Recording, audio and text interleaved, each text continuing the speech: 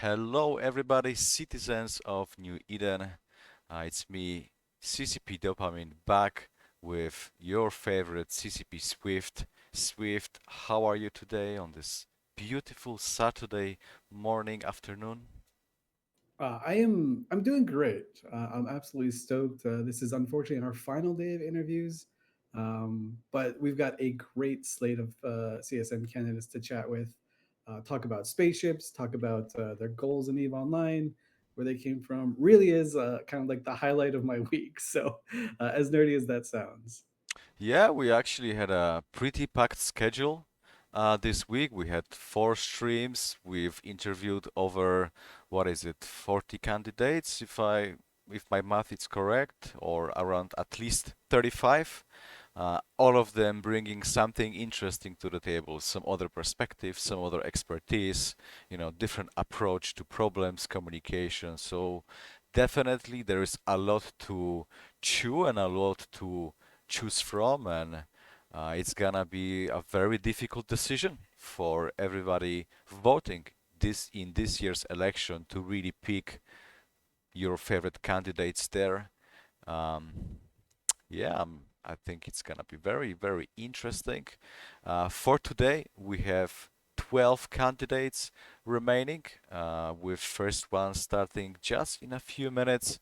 You probably saw him on the Pandarolica stream just now. He's gonna be jumping off, joining us. But if you've missed any of the previous streams for this week, don't fret. All of them have been already uploaded to YouTube, so you can just go to EVE Online official channel and you're gonna see all of the informations there. If there is a candidate you would specifically want to watch, you can just use a timestamp, go to that particular segment and see what did they shared during our show in the week. Yeah, and while you're on the Eve Online YouTube, you can also check out the new video that premiered just a few hours ago, the 18 years of community. I think that's just an absolutely wonderful video. It's hard to not smile throughout it, so definitely give that one a peek as well. For sure. Lucrative business opportunity.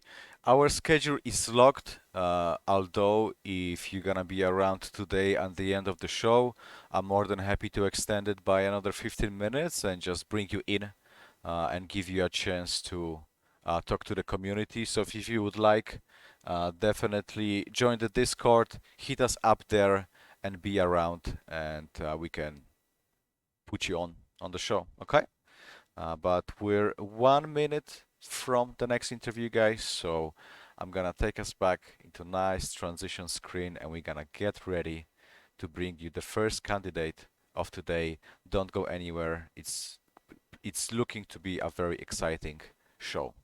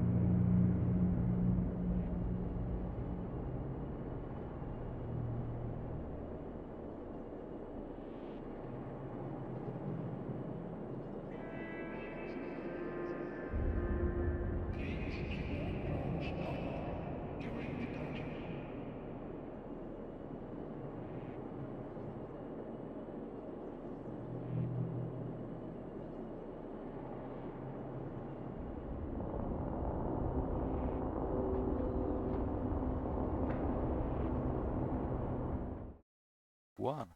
Welcome back, everybody. Lovely seeing you here. And we have our first candidate of the night, Vincent. How are you doing today? Hello. Yeah, very nice to be here. I'm doing fine. And hello to all my potential space friends. Even if we've never met or shot at each other, I look forward to representing you, hopefully. Yeah, I'm pretty sure that after your speech, you're gonna have many more friends to fly with in EVE Online. So, Vincent, what would you say? Let's not keep the people waiting any longer. Please, if you can introduce yourself, tell us a little bit more who you are, what you do, what's your background, and obviously why the players of EVE Online should be considering you for the top of their ballots in the upcoming elections for the CSM. Okay? Yes, of course. So I'm Winzentowitsch Madeveda. You can just call me Vincent for short. Also, if you miswrite my name, my last name, it's no problem. I do it too. And yeah, I live in wormholes. I live for wormholes, and I'm running for wormholes. So I just want to, as a CSM representative, fill the urgently needed know-how needed in CSM for wormholes, as this kind of space is really different to other parts of space. Where mechanics matter like mass that don't really do the same in other places. And yeah, it's not only about representing it, though. I also have on my agenda to fix some of the problems that wormholes currently face, or let's say just the stuff that we are not that happy about, mostly involving not being able to be able to shoot and catch someone. And yeah, I'm 25. I'm from Germany. I work in IT. I basically do what a CSM would be doing in that position, as I'm not a developer myself, but I manage developers. I give them input that I get from the business, and then we try to find a solution for the system. It's also, I think, older than EVE. It's also okay. The system is way much. It has a way more outdated UI. I wouldn't like to What are you insult talking about? EVE by that. And yeah, highly complicated, just like EVE is. Not as fun, though. And I think with that soft skills and my knowledge of wormholes and also other areas of the game, I would really like to represent you as your CSM candidate. Yeah, it's a very good opening speech. I can definitely see how your professional experience can be translated into the operational side of the CSM. Obviously, we collaborate with the CSM a lot, and many times it comes down to concisely relaying this feedback and making sure what's important, what's not, and prioritizing all the different issues that are happening there. You did mention that you have a couple of things on your agenda that you would like to try and push for once on the CSM. Would you mind telling me a little bit more about that? Yes, of course. So I have some ideas that I don't really want to present yet because I still want to work on them. I'm still not sure. Okay. It involves gas mining and maybe introducing a new ship for this, but I think it really have to. I might not even do during the campaign because it's just it's going to involve any more space than just wormholes. It's also going to be because gas harvesting happens in low and null, kind of also in high, but it doesn't really matter that one. And yeah, but the concrete example I have are cleaning up the descriptions of modules and skills. So I'm not sure. I got into armor skills really late, and there's this description of the how's it called, armor compensation skills, and the descriptions are outdated. So it talks about modules that are called different than they are in the description. And I think it would just be a quick win for a lot of those skills to just go inside them and have links like you have with Bastion modules for dreadnoughts, like the info of the dreadnought, it links you to the Bastion module, and having like some of that stuff in there, because that's something that gets asked so frequently in help new player help threads.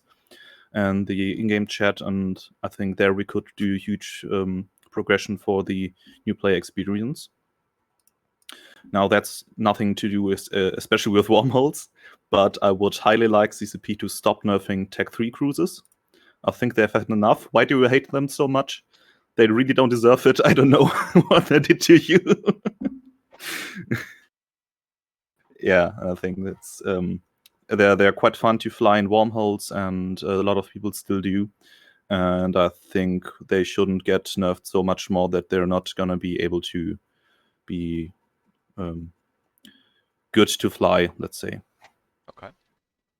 And let me get the list. Loki on kill mails. And I don't know. It's gonna be hard. Not sure how we can do it.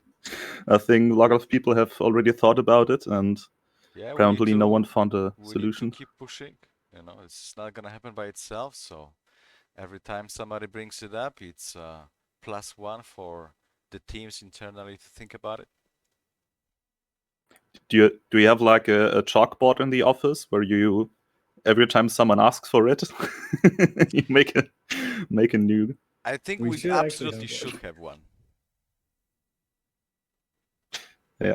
And then the final ones, at least the ones where I'm serious, are to rework filaments in wormhole space, because the fact that you can filament from wormhole space into Pochven and then from Pochven to HiSec is something that doesn't really break wormholes as they are, but they definitely fill in a loophole where you can basically use asset safety during an eviction if you have, especially if you have a frickhole connection that you can't roll. So with the current set of filaments, you can just take a deep space transport and push it out with the filaments, then come back in an interceptor or something, and do the same thing with the next chip, and just basically get a lot of your stuff out that's not locked in the station. Right. Oh, okay. I Yeah. can see you got a bunch of really cool ideas out there, and you put some thought into it. That's really cool to see. You've mentioned that you work in a similar environment as the CSM would operate, and you have, the soft skills necessary to communicate effectively. Would you mind telling me, perhaps, how do you plan to use those skills to interact with the player community, should you get elected on the CSM? Yes, so the part of the interaction with the community would rather be just be active on all the social media, show yourself as CSM, just like, of course, for example, Brisk Rubel does.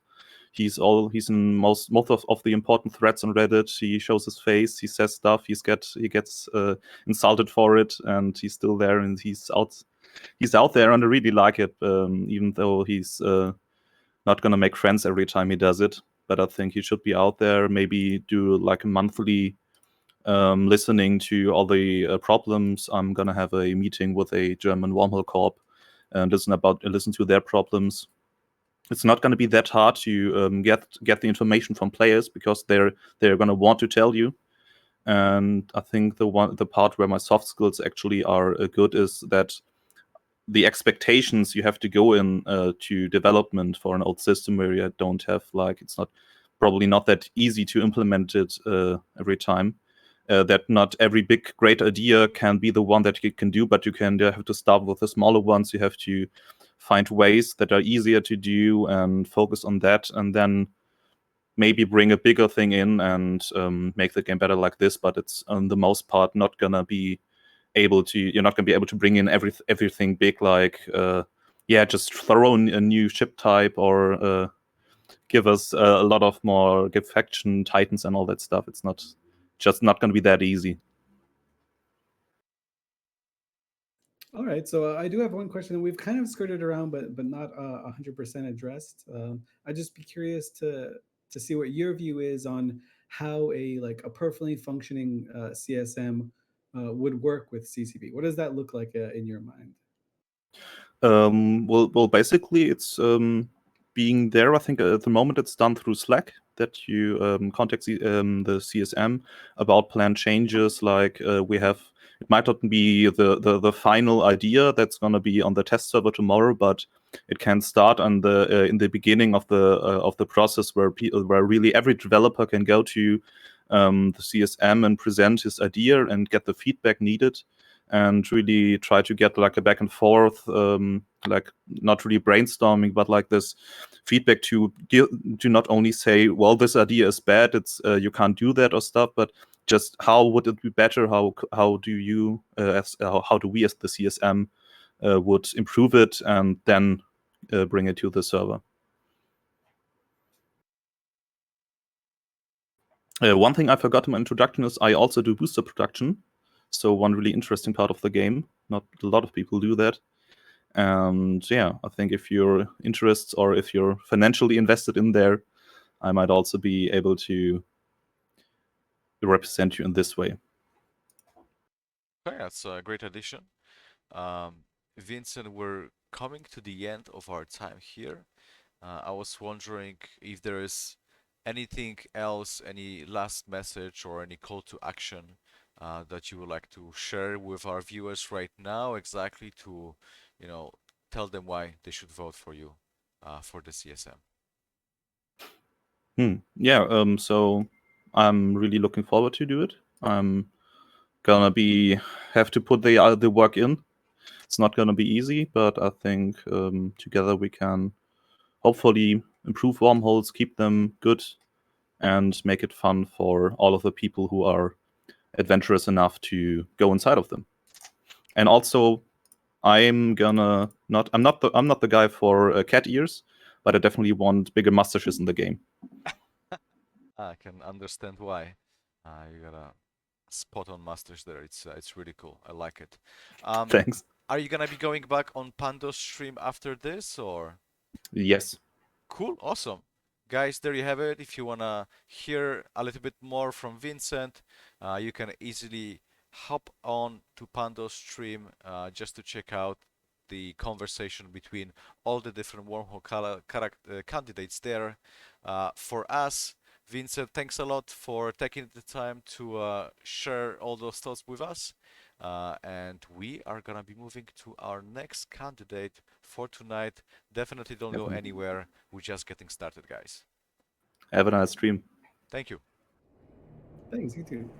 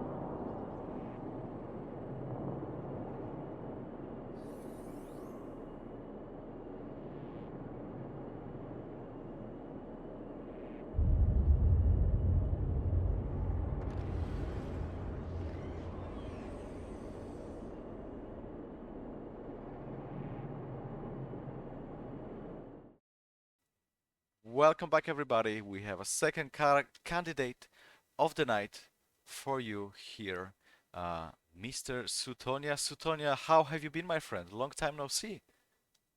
Been good. Yeah, it's been 2 years since I was on the CSM, so looking forward to getting re-elected to the CSM this year, hopefully.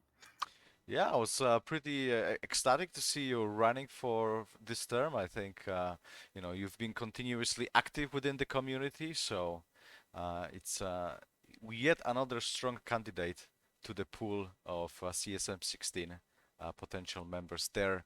But Suitonia, you know the drill. We have 10 minutes on the clock. For anybody out there who might not know who you are or what your campaign is about, and where your kind of expertise lie, if you could tell us a little bit more about yourself, and then we can do a round of questions if we still have time. Okay?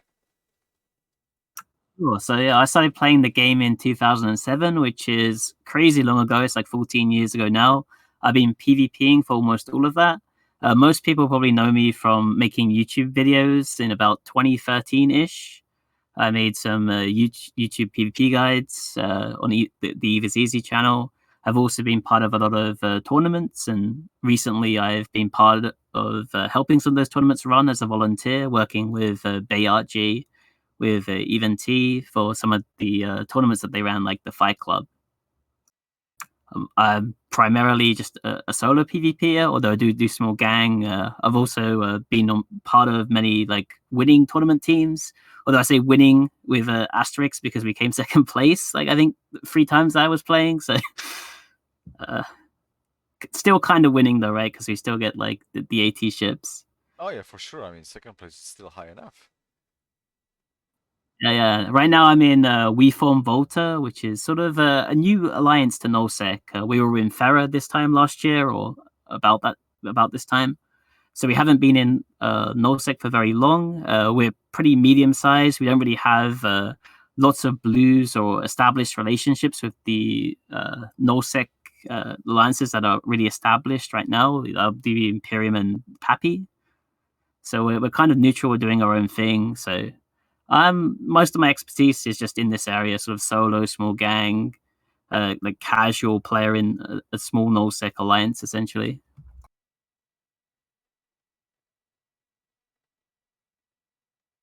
All right, Oh that yeah. sounds pretty good. Oh, sorry.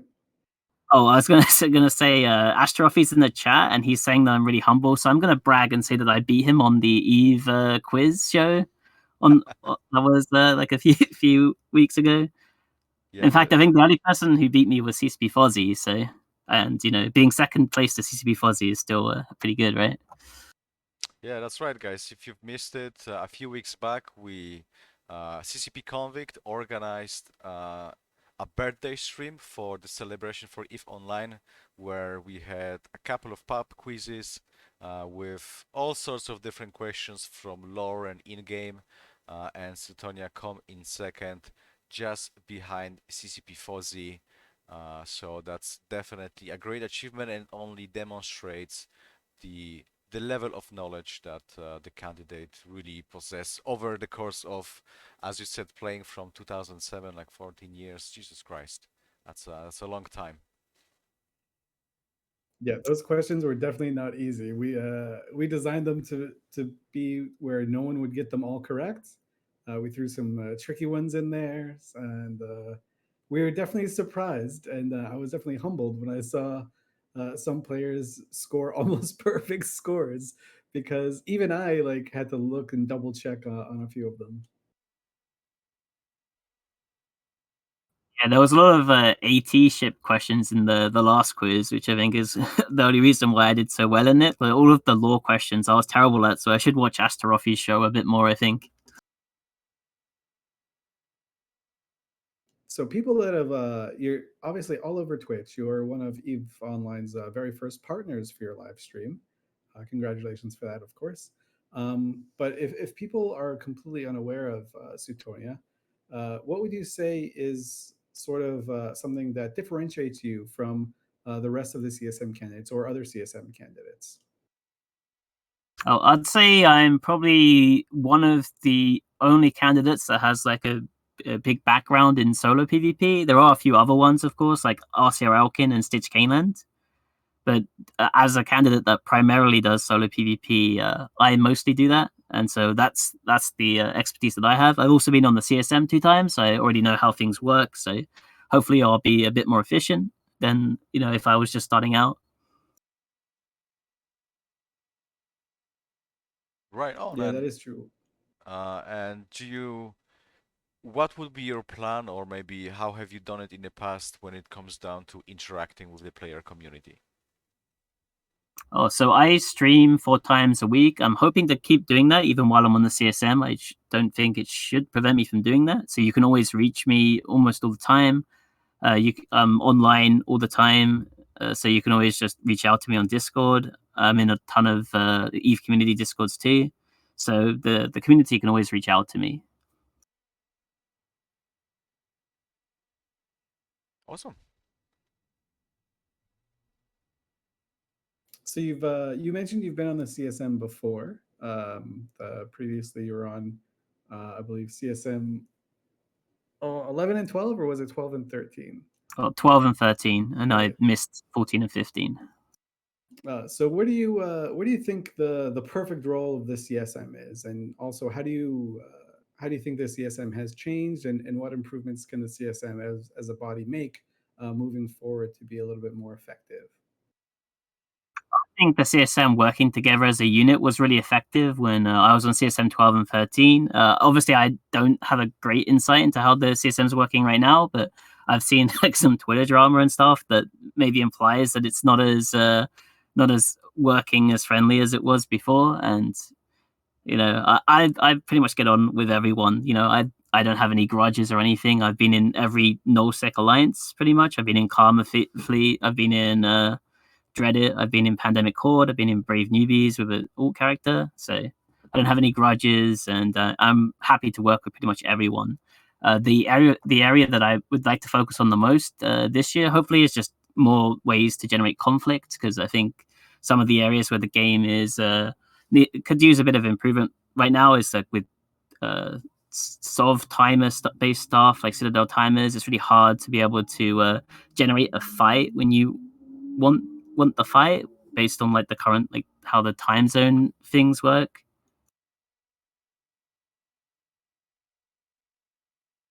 Yeah, more explosions. I think that's something that everyone at Eve can get behind, from the people that build the ships to the people that shoot the ships. So that is very very cool to hear. Yeah, Nash Cadaver approved. Nash does love himself some explosions. Yeah, I'm really happy that CCP has done such a great job with all these like rapid balance iterations. Like Team Talos has been like, it's been really fun as someone who outside the CSM to watch what Team Talos has been doing, like hitting like pretty decent patches every 3 to 4 weeks. I'd say the event team's doing really well. So I'd say like that's one of the reasons why I'm running actually, is because I'm actually really excited what CCP's been doing, and I'm really interested to see how certain things play out, like the ESS. You guys touched notification recently, which was a bit controversial, but it looks like you guys are trying to put more sort of territory, like more what's the word? Like make I'm completely blanking this, but like Iteration. I think you're going for iteration, maybe. Or emphasis? I mean like more like how the like things like Answer Black's gates could use some tweaks, I think. So like getting around nullsec, making it harder to project power, that kind of stuff. Terrain, that's what that's what I Right. was Oh, looking. okay. There you go. Yeah, We both failed on guessing the word. That's it. we got close. Actually, I didn't get anywhere near close. I didn't even get within the same realm, but I get it now. It makes sense. You have been on the CSM before. You're obviously very storied in your knowledge of EVE Online. You've been kind of a prominent figure in the community for a long time. The CSM is entering its 16th term. Is there someone from the CSM in the past that you either really enjoyed working with, or like a type of personality that you would like to work with in the future? It's gonna be Jintan was the guy I worked with the most on CSM 12 and 13. He was such a good guy. So Yeah, unfortunately, he's not running this year, and I think he's busy in real life. But I'm looking forward to working with people. I don't think I have really a relationship with anyone on the CSM right now. Hopefully, maybe Phantomite will get back on because me and him get along pretty well. We haven't met in real life, or maybe briefly at Eve London, I think. But yeah, I'm happy to work with anyone, and it'll be nice to see some people. Oh, and Merkelchen and Brisk, of course, I've already met, so it'd be nice seeing those guys again too.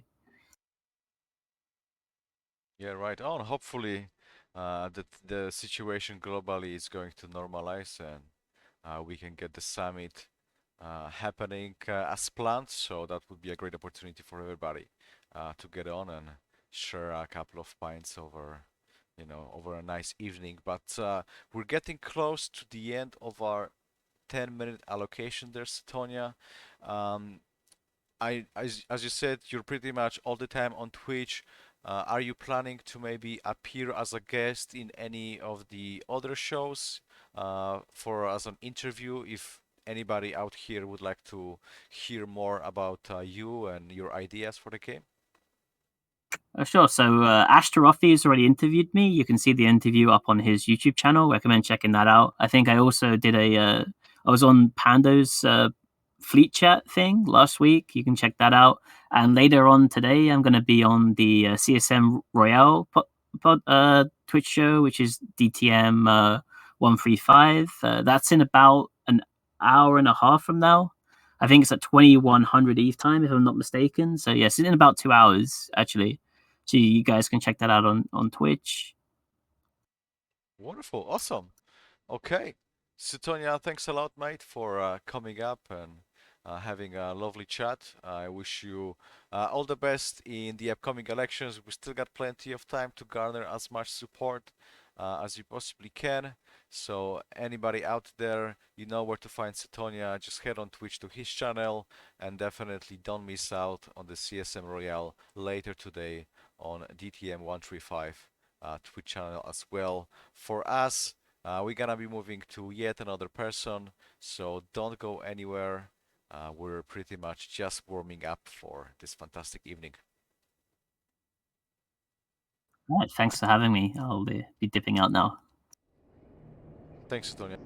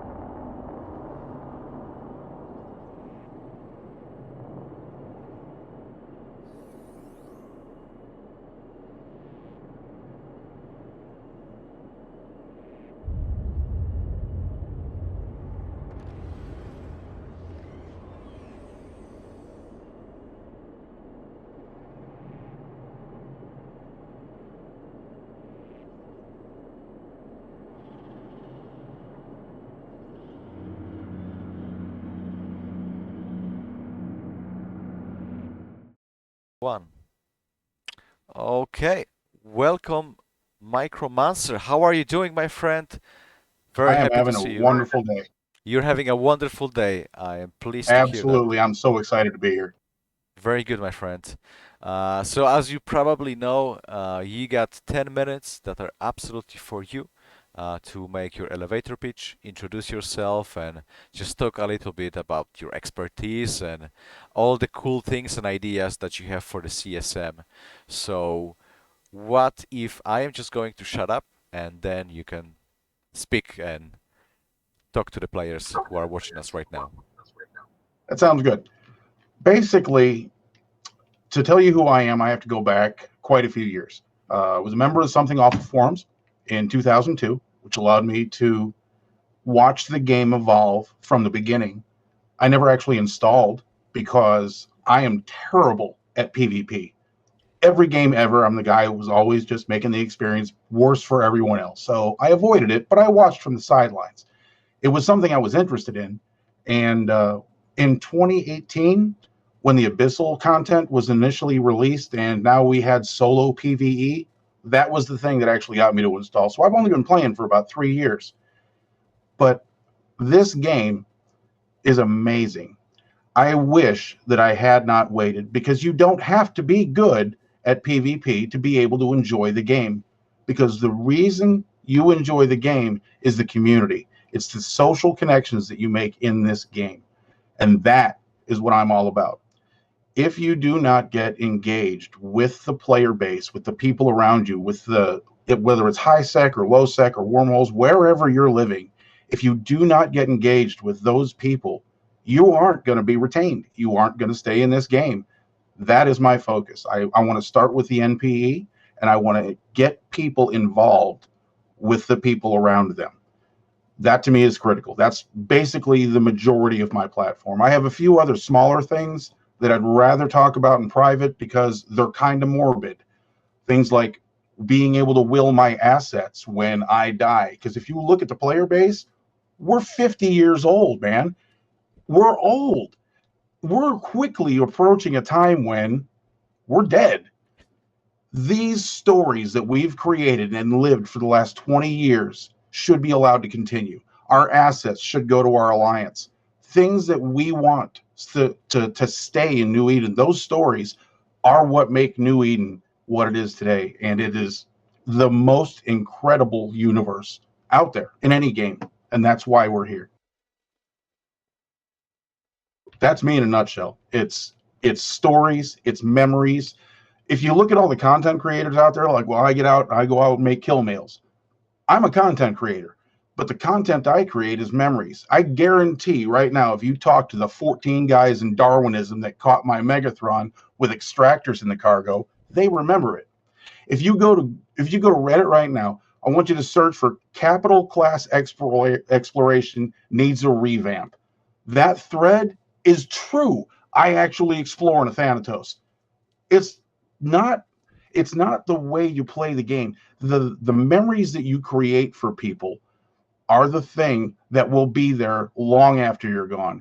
The legacy that you can leave, and I don't mean, I guess, the legacy, but the legacy you leave is critical to this community, because it's the statues in space, it's the stories that will keep this game alive for generations to come. And I'm here to continue that and to help make ways for that to continue. Yeah, EVE Online is actually one of the few, if I don't even know any other MMOs that have actual history books written about what the players have accomplished. Empires of Eve, Volume 1 and 2. Yeah, I don't know any other game that has anything like that. So I think that strikes a chord essentially with a lot of the community of Eve. But speaking of the community, if you are elected to the CSM, how would you go about relaying some information or gathering some information from the community and from the people who voted for you? I am very approachable. There are a few people out here that know this, but I'm actually kind of a big deal on the internet. I have been called the final boss of the internet. I've been bombarded by 4chan. I have been interviewed by people. People call me at home Literally millions of people know who I am because of pictures that I put on Something Awful in 2008. This means that when people reach out to me, I don't care where you're from. I don't care who you are. If you want to speak to me, I have a history of engaging with people that have information they want to give with me. I'm good with that. Anybody in New Eden can come to me and say, hey, what do you think about this? I don't have to know what you're talking about to be able to help you. I have a skill that I call zero knowledge diagnostics. I developed this as a computer repair person, and it's an actual skill. I really don't have to know what I'm talking about to be able to help you with your problem, because being able to assess a situation on the facts that you are given and give feedback on that is easy. All you have to do is assess the situation, find out the root of the problem, and then it will tell you what the fix is in that search. People can approach me. People can talk to me. I don't care if you live in wormholes. I don't care if you live in high sec. I don't care if you take your time to do activities that I've never partaken in. Teach me about it. I will come and do it with you.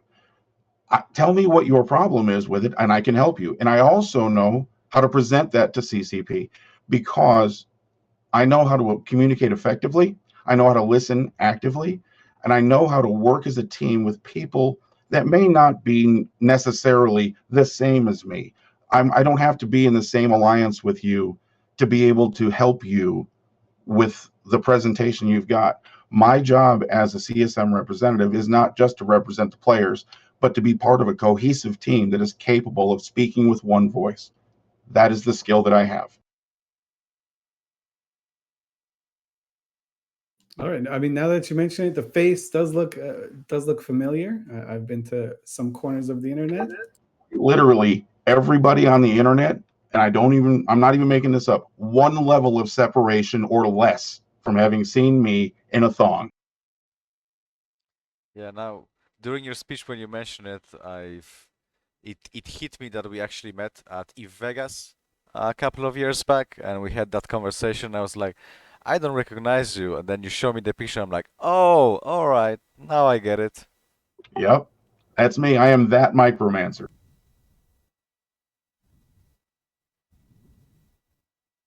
So while the CSM doesn't necessarily get to dictate exactly what CCP is doing, given the opportunity, if you have like your 1 8-mile moment, what would you like to see addressed above all else?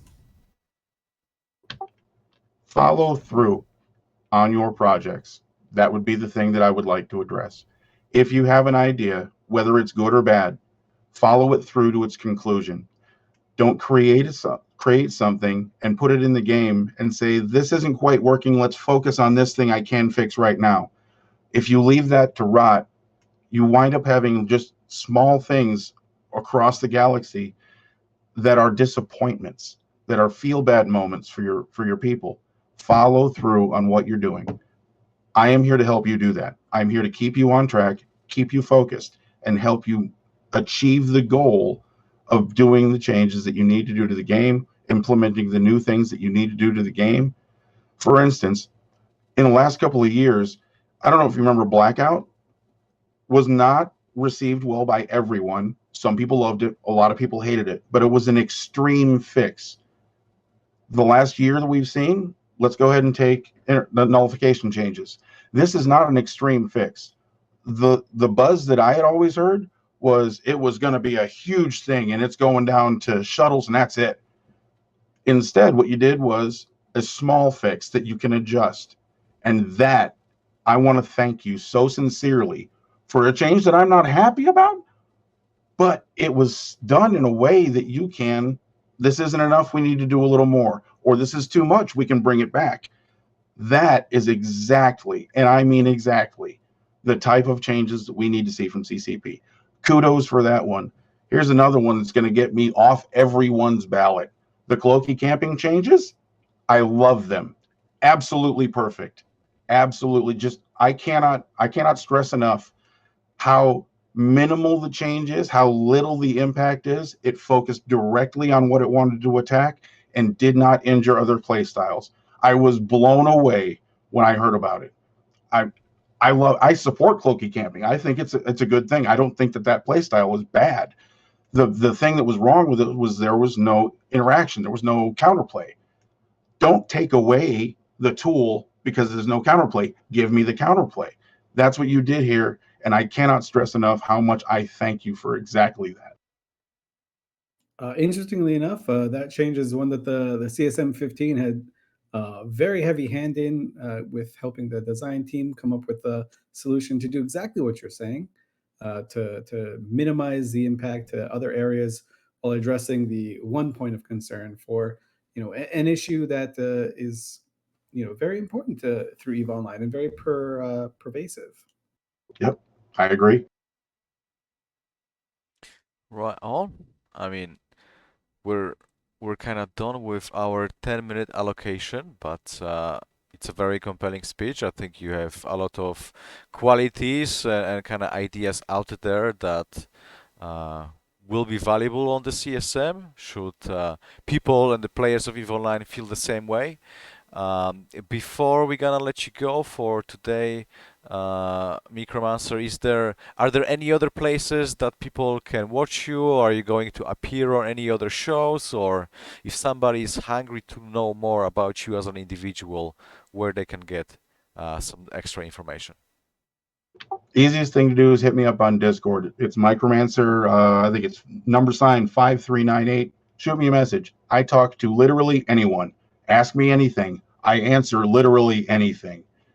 I'm interested in engaging with you, whoever you are, about whatever problem you have. Or if you just want to say, is that real? Yes, it's really me. The thing I want to tell people the most, though, is I am the living embodiment of a meme candidate, but that doesn't mean that I'm a bad choice.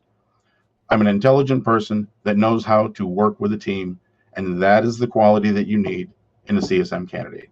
I am friendly, if not friends, with several CSM members. My expectations are reasonable. I'm not going in there to kick in the door and say, you need to listen to my new idea. No, I'm here to do a job. That job is to communicate effectively and work with a team to make this game the best it can be. And if you don't support me in that, I can appreciate that. There are going to be some very focused people that are going to fix a specific small problem for you that you'll support. Vote for them. If you don't vote for me, vote for somebody. Get out there. Tell people around you, vote for somebody. Because the worst thing you can do is ignore it and then complain that it's not the way you want it. Vote. Please vote. Thank you. Micro, thank you very much, man. That was great. Guys, here we are. This is the gentleman himself, the legend. Appreciate you coming on the show. For us, we are gonna be keeping the ball rolling and moving to our another guest for this show. Don't go anywhere. We're going to be right back.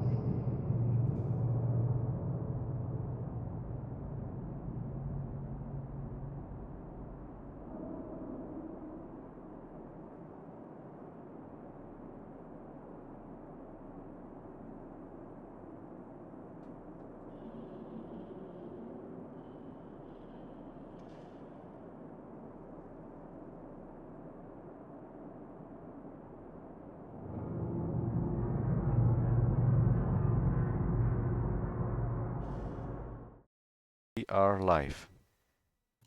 Welcome back, everyone. I am CCP Swift, joined by CCP Dopamine on the final day of CSM interviews. But don't worry, we're only partially through the day. We've got Progodlegend here with us. Progod, how are you doing? I'm doing pretty good. It's great to hear. And you were previously on the CSM before, is that correct? Yeah, I think it's been like 7 or 8 years now. I was on CSM8 and CSM9, which, it's earlier in the decade. Very different era of Eve, but it was a good experience. I enjoyed it. All right, well, that sounds good. We've got a legion of adoring fans and potential CSM voters for you to chat with. So we're going to put 10 minutes on the clock. Just give us a brief introduction into Progodlegend, the CSM candidate.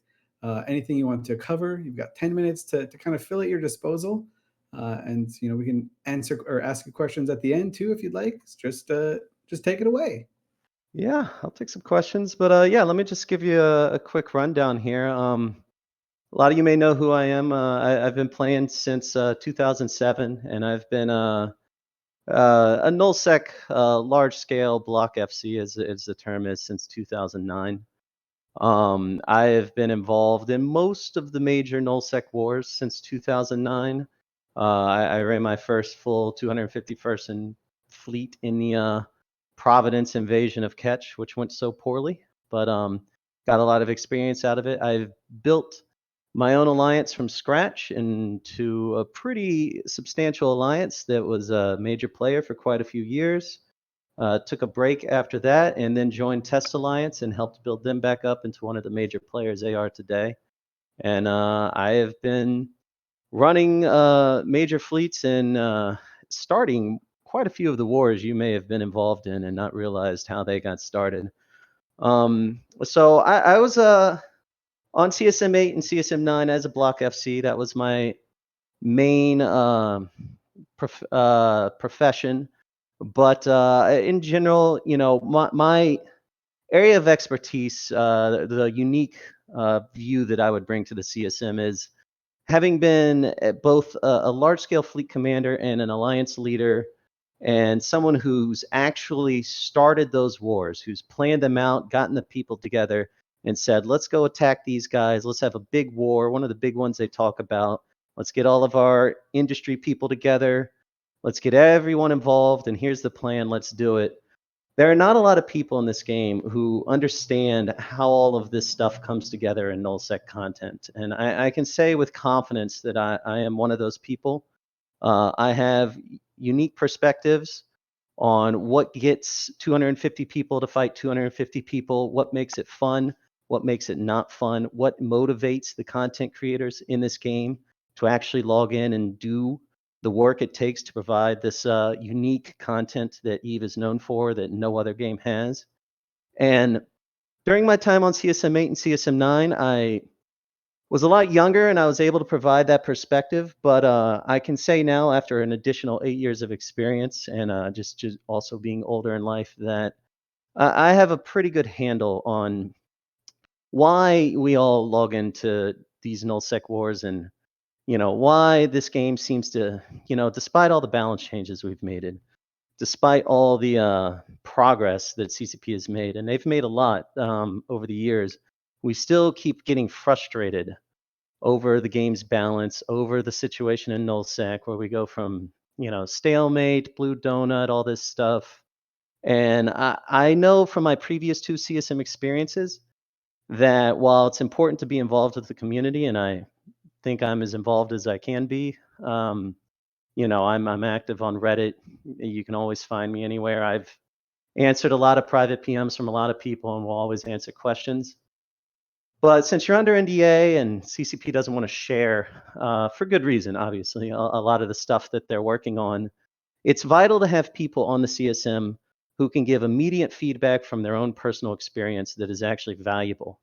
And one of the things I've always been worried about with the CSM, and the only thing about the current direction of Eve that I'm worried about as far as CCP goes, is that I do not think we have enough of a focus on the balance that affects large-scale nullsec combat and content creation.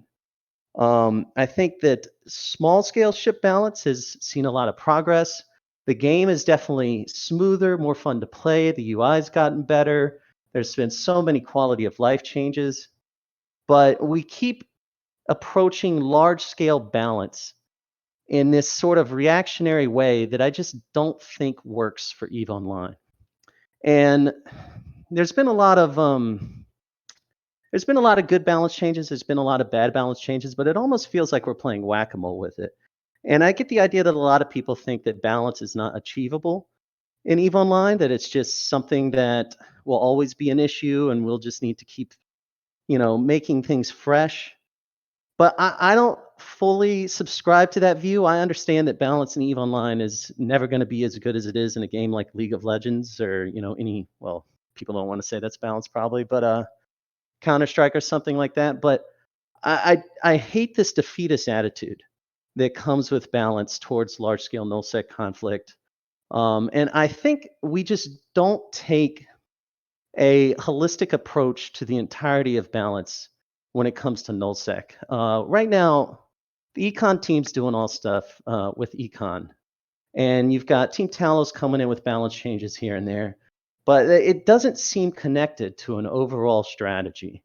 And that has been my biggest frustration. We seem to be making minor tweaks here and minor tweaks there, and we'll fix one thing and then another problem will crop up. And then everyone in nullsec, from what I can tell, and this has been my feeling and the feeling I have with a lot of people, is we always feel like we're just waiting for that one new thing to get fixed. If once CCP addresses this, things will be much better. And then they do, and there's something else that crops up.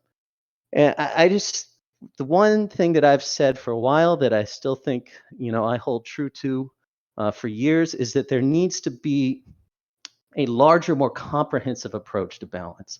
It's not just the hacks this week, or now we're making our command SC changes, or now we're making our command ship changes, or we're finally getting to light fighters.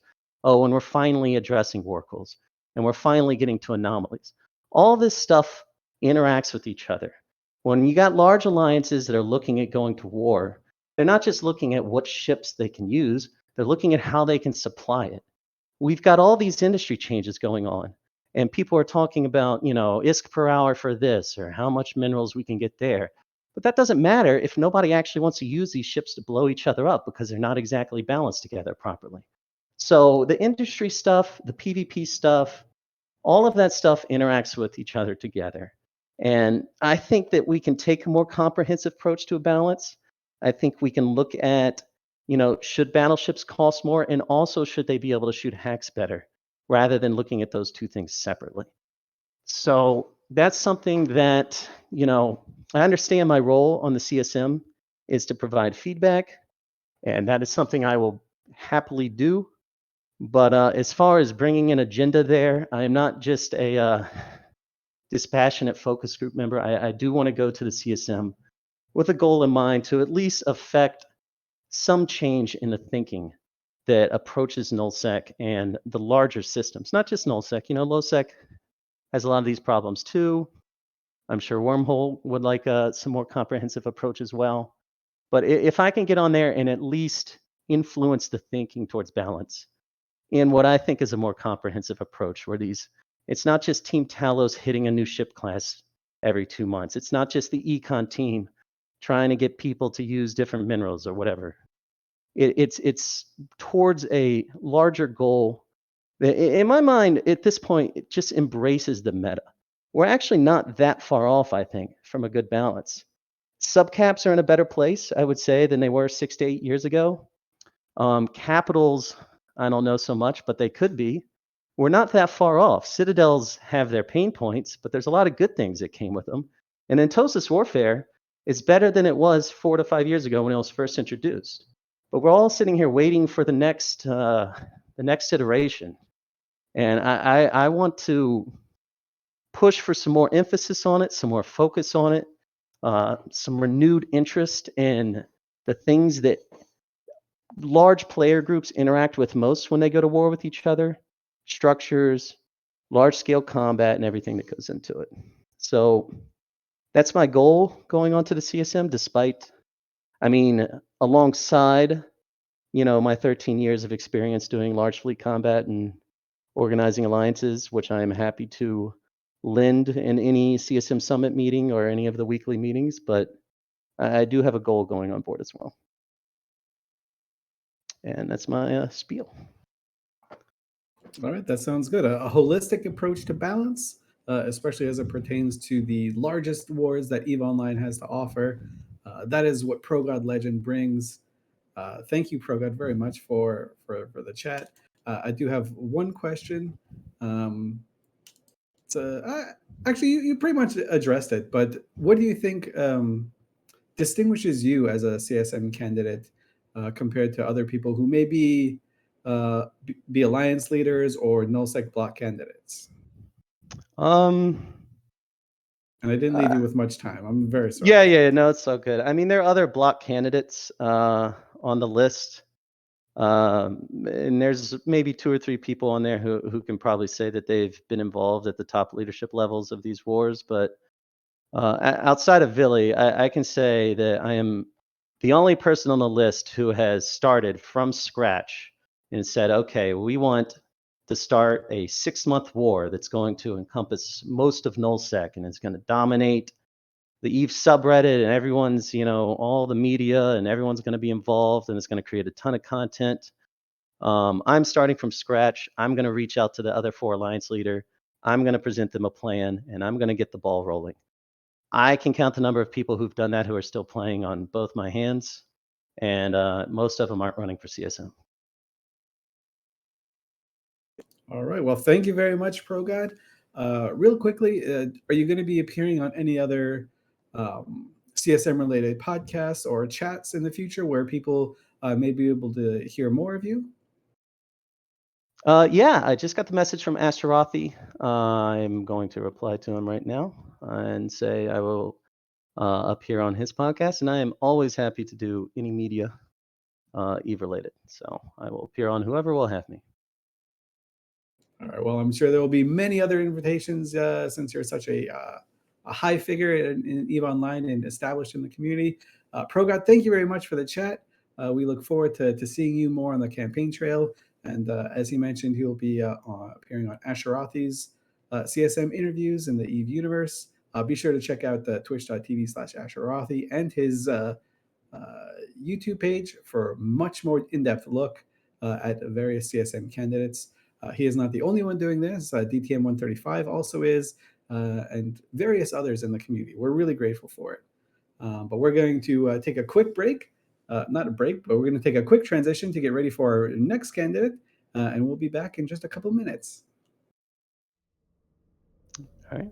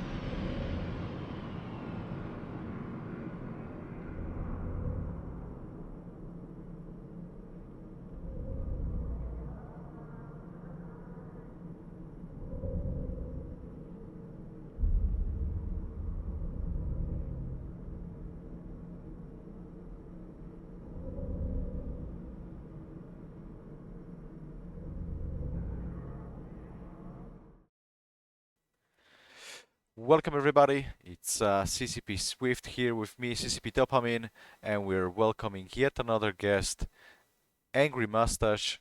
Angry, how are you doing? I hope you're not angry. That would be such a bummer. I'm actually very pleasantly calm today. Although this is my first time appearing on a CCP stream after I got dissed by the previous CCP stream. So we'll see how it goes. I'm actually quite excited now.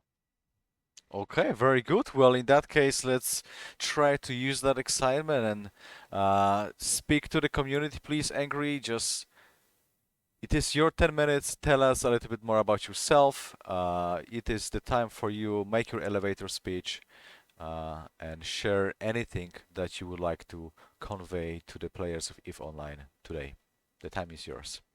Take it off. Oh, okay. So my in-game name is Angry Mustache. I've been playing since 2012, and I spent most of my time in my alliance, Goonswarm Federation. So the main reason I'm running for CSM this year is that CCP is in the middle of a large industrial revamp. So far, the CCP has rebalanced capitals and battleships, and the schedule says that Tech 2 is on the agenda to be rebalanced in the near future. And I feel that this is the best time for me to add my input because in the past couple of years, I've become fairly involved in the industry side of EVE, and I've I've been using my real life work experience to do some rather deep analysis on how different systems in EVE interact and how to, at least for the Alliance, how to make the most money out of it, or how to stretch our resources the most efficiently. And I sort of feel that from looking at the first round of industrial rebalance patch notes, that there isn't someone who can provide CCP with more impact analysis as the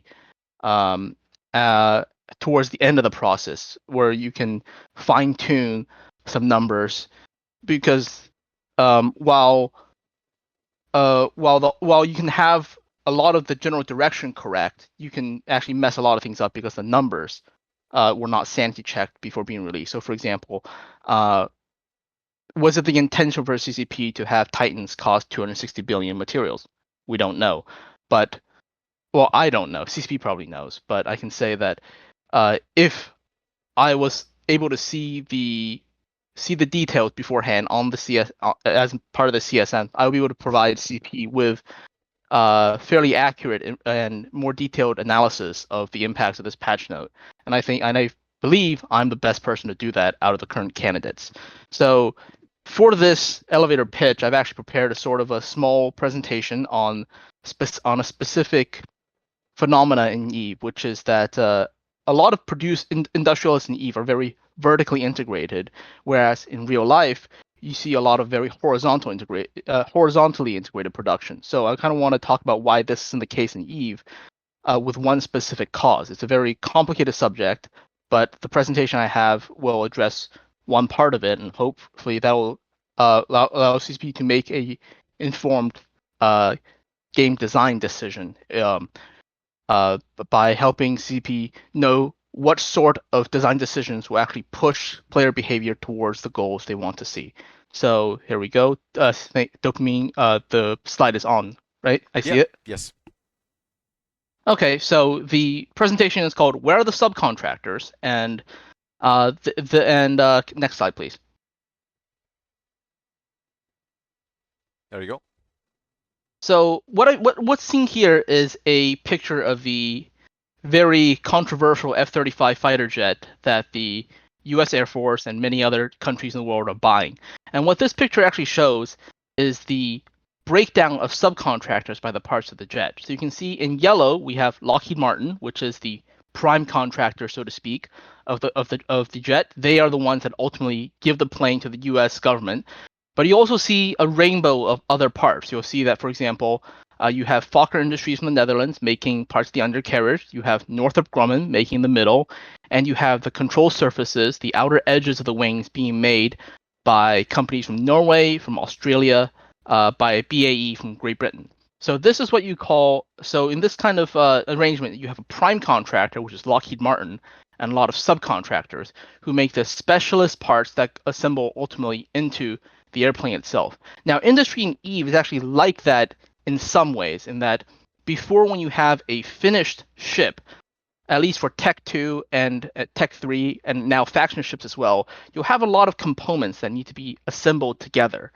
And from what I hear from CCP's design decisions, they would very much like subcontractors, so to speak, to be able to provide some of these components on the market, and then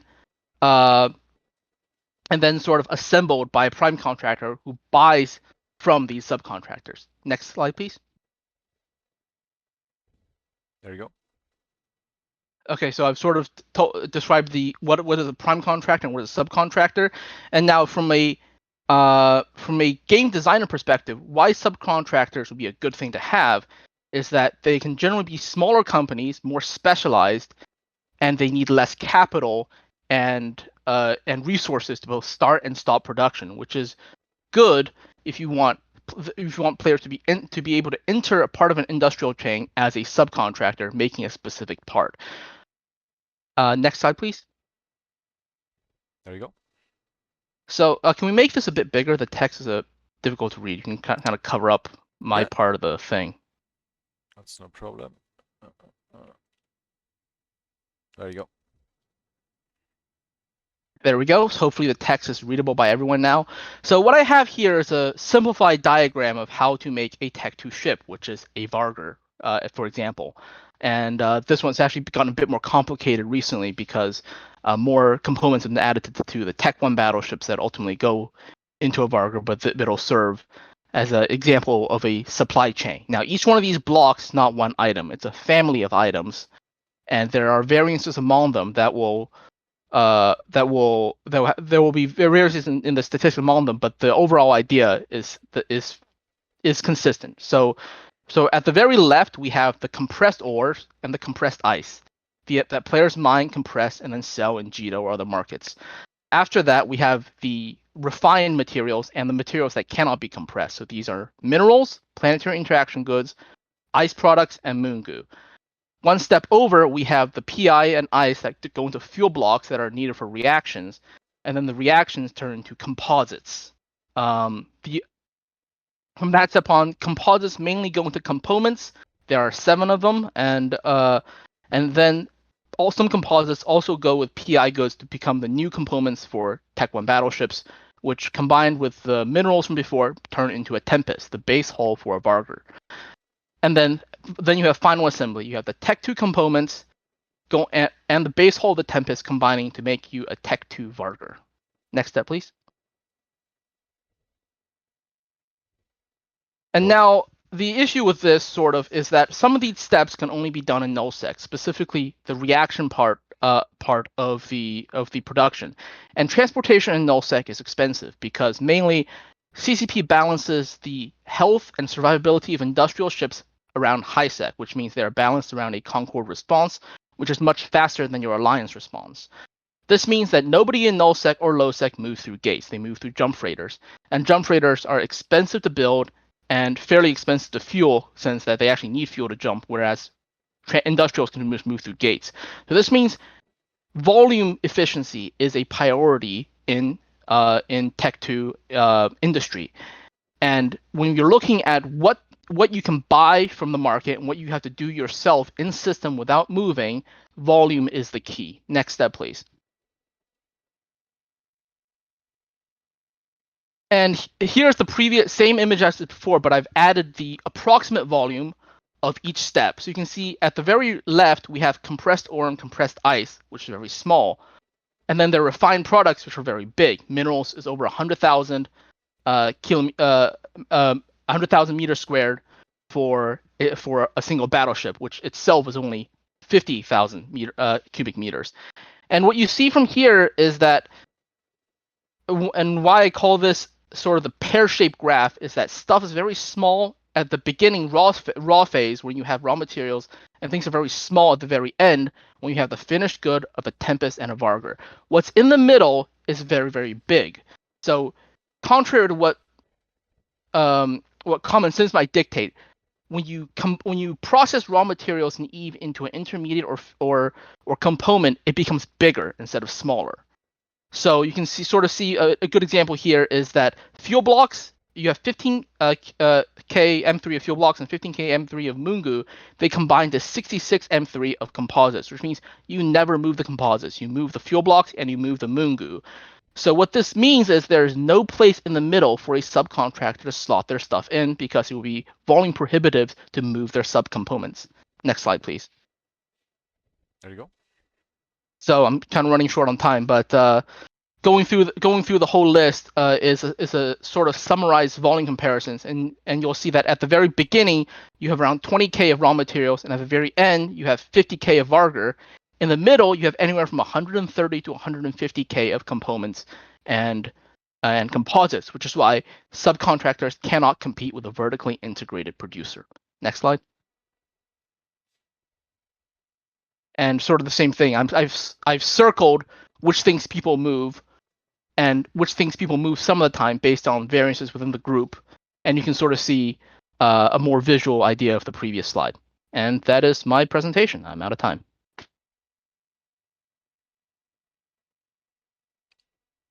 Well, thank you very much, Angry Mustache. That was great. This is the first time we've had an actual physical presentation.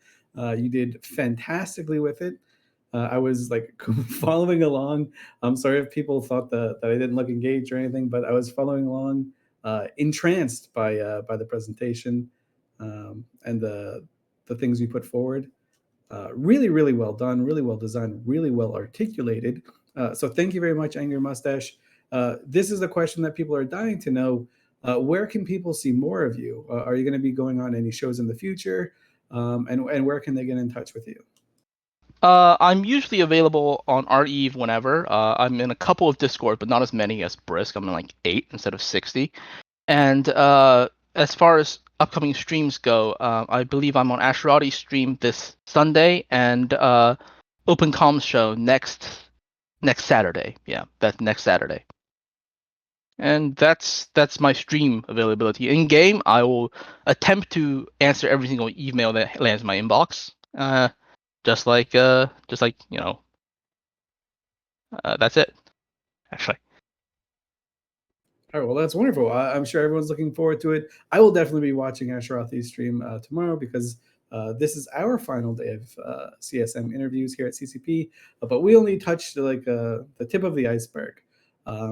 So it's great to see the community carries on and gets much deeper to see the underside, the much cooler version of the iceberg. But we're going to go to a quick pause here and a brief intermission while we bring on the next candidate. Thank you very much, Angry Mustache. Thank you for having me. Pleasure. Catch you later then.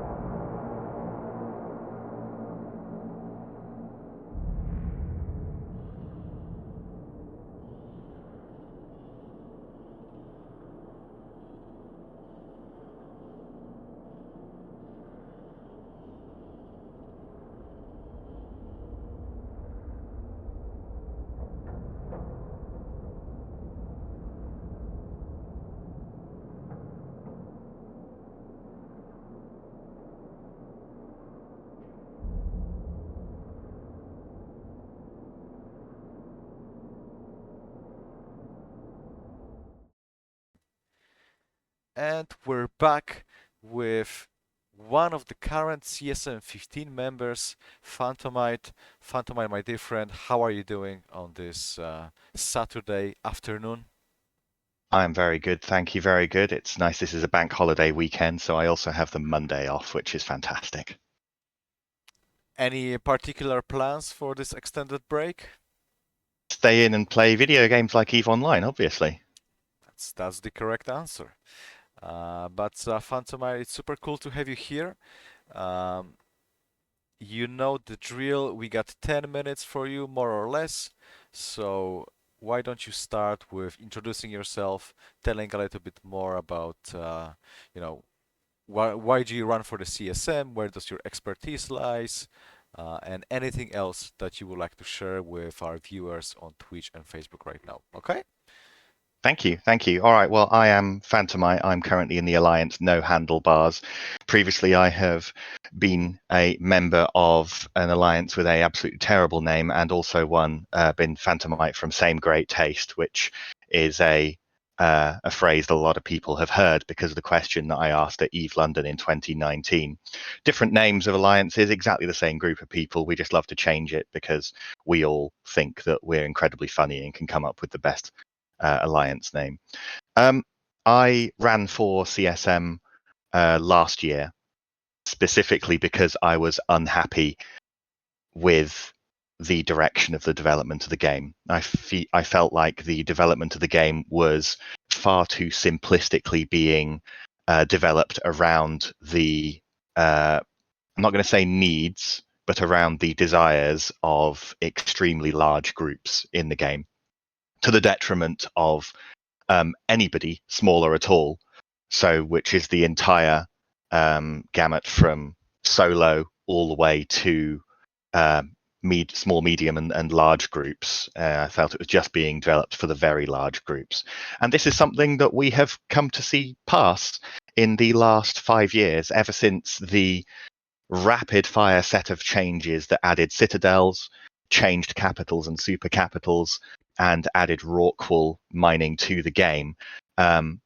Pretty much all of the major changes in this game have just made it easier and easier to manage larger and larger groups. And that needs to change. I've been a member of the CSM this past term, and there are plenty of aspects of development that I have absolutely loved during this last year, but that is unfortunately, in my mind, hugely overshadowed by what I would regard as quite poor development choices. It hurts inside to have so many things that I and the people that vote for me would love to change fundamentally in this game. It hurts to have so many things that need changing, and not only for them to not get picked up, but for things that nobody asked to be developed or redeveloped to be added to the game instead. I've had a great time in the last year talking with the developers at CCP. There's huge amounts of passion, but what I hope to be able to do this coming term, if people will keep me here, is to keep on keeping the pressure on the things that the players are actually asking for.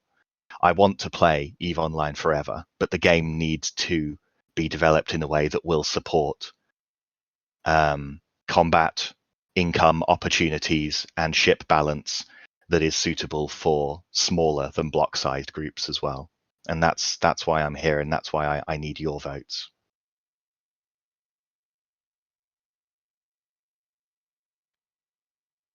All right, So go ahead. Yeah. All right. So let's hit them. So obviously you ran for CSM 15 very successfully. You are currently sitting on CSM 15, and you've had a lot of interactions, not only with CCP but within the CSM. Is there's something that happened on CSM 15 that you were like very proud of, that you had like you felt like you had a solid involvement in? Yes, absolutely. Every single thing that CCP makes for this game is done by genuinely hardworking developers. So, I want to get that fact out of the way before I claim credit for, any changes that have happened to this game. None of us on the CSM are the ones who are coding and solving these problems at the back end. But I am extremely proud to have been the person who repeatedly lobbied and successfully got into the game multiple clones inside single citadels and stations.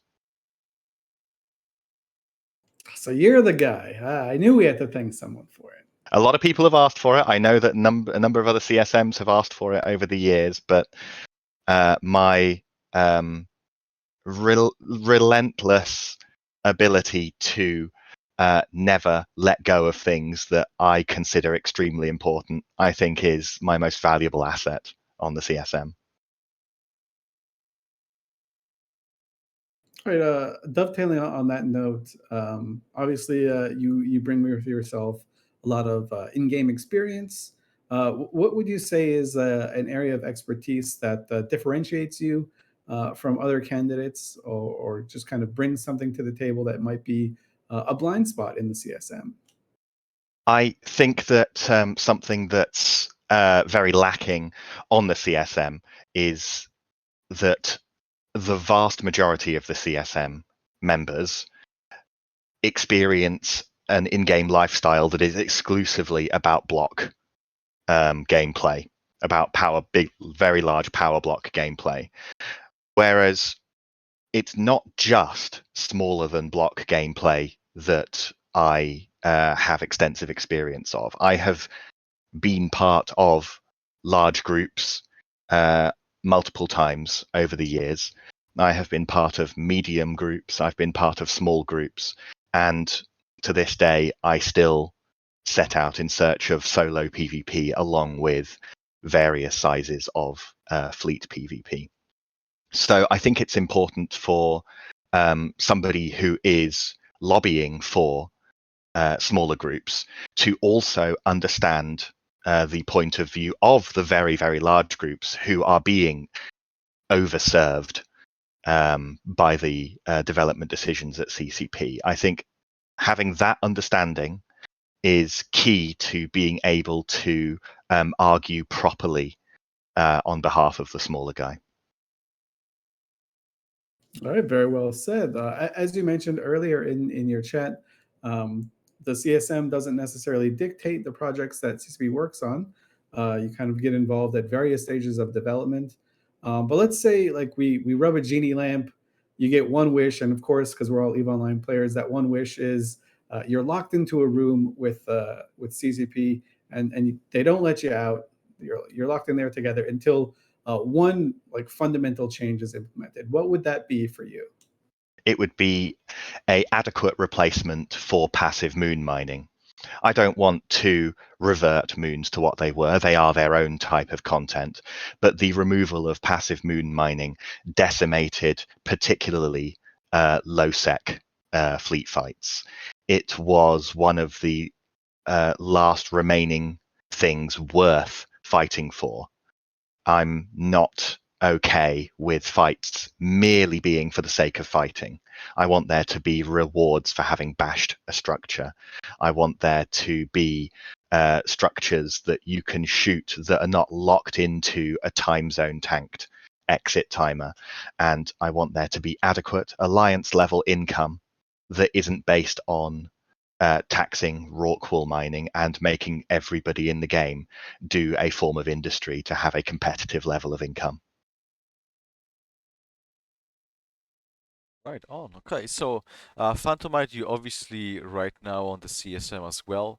I'm wondering, for those who might not have voted for you before, could you perhaps talk a little bit about how do you interact with the player community? What is the best way to reach to you, or raise any concerns? Yeah, I mean, the place where I am the most active is in my Discord. There is a link to my Discord in my campaign thread, which you've linked for me here in Twitch chat. That's where I am available, perhaps even during my lunch breaks at work. I have the notifications turned on for my channel, which is a little bit painful when people are arguing amongst themselves in there. But that's the cost of being willing to be instantly contactable about this. I've been able to assist people who have emailed me, who have private messaged me, and on occasion people who have even caught me on Twitter as well. I am ready to talk about this, and anybody who has spoken with me will let you know that I can talk for as long as they are willing, even just one-on-one, even if you are a single account player, even if you're an alpha who can't vote. I will talk to you because I love this game and I want to make sure that it is a varied, interesting game for everybody. So really nicely put, Phantomite. Thank you very much. Our time is up. Is there any last message that you would like to share with our viewers right now? Any call to action? Yes, indeed. I would just like to say thank you to everybody who is currently supporting me. Thank you for trusting me out of nowhere for the first term. I had not run before. I didn't have a particularly notable public figure before. Thank you for voting me. If you are happy with what I've done so far and you're excited for the ideas that I would push, it's important that you would please put me on your ballot at the top if possible. Do your bit to help me help the game and vote for me. Thank you. All right. Thank you very much, Phantomite. Guys, there you have it. The man himself. We are just halfway through our candidates for tonight, so definitely don't go anywhere. We are going to have a very quick transition, and after that we're gonna be back with yet another brave person talking to us about EVE Online.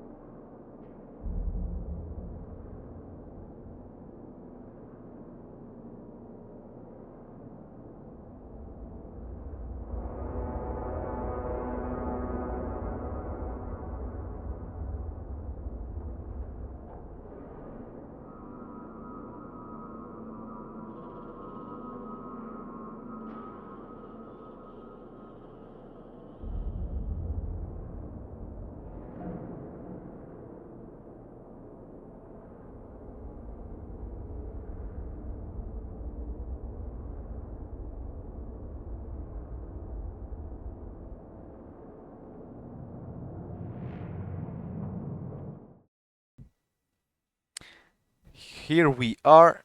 Thank you very much for waiting, everybody. I hope you're enjoying the show.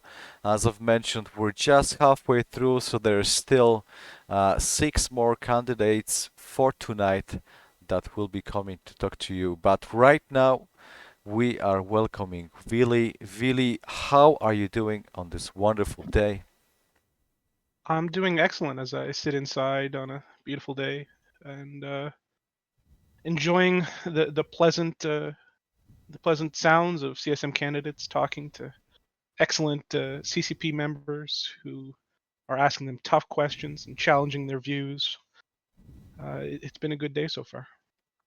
Well, I'm definitely looking forward to hearing you talk for the next 10 minutes. So if you can do us the pleasure and simply open up with a little bit of an introduction, speaking who you are for those who might not know you, what are the bases of your campaign, and obviously we really want to get those kind of essential information about why players should be putting you on the top of their ballots for the upcoming CSM16 elections.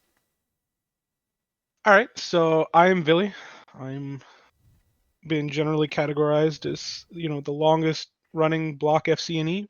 I'm also, strangely enough, I guess, sort of the longest active CSM member. Originally harping all the way back to CSM2, which is kind of a irony of the day.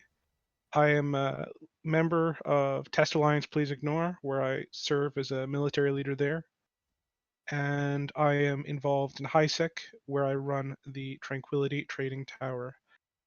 I've got a ton of knowledge in this game, and I've been willing to push it out to players for the better part of the decade. And I'm always interested in taking the initiative and doing what I can to help make Eve a better game. Eve has been a huge part of my life, which I will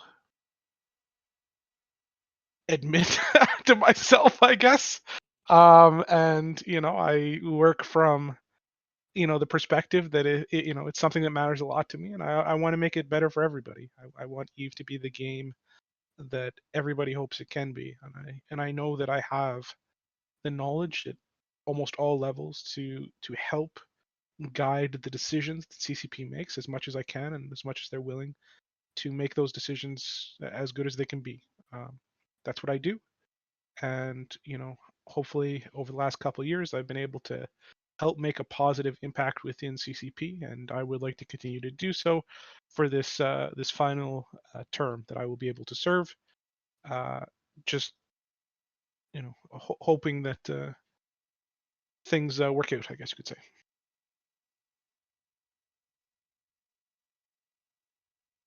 All right. Well, as you mentioned in your introduction, Villa, you were on CSM2 in the way back machine, and now you are an incumbent in CSM15, running for re-election. A lot has changed over the years.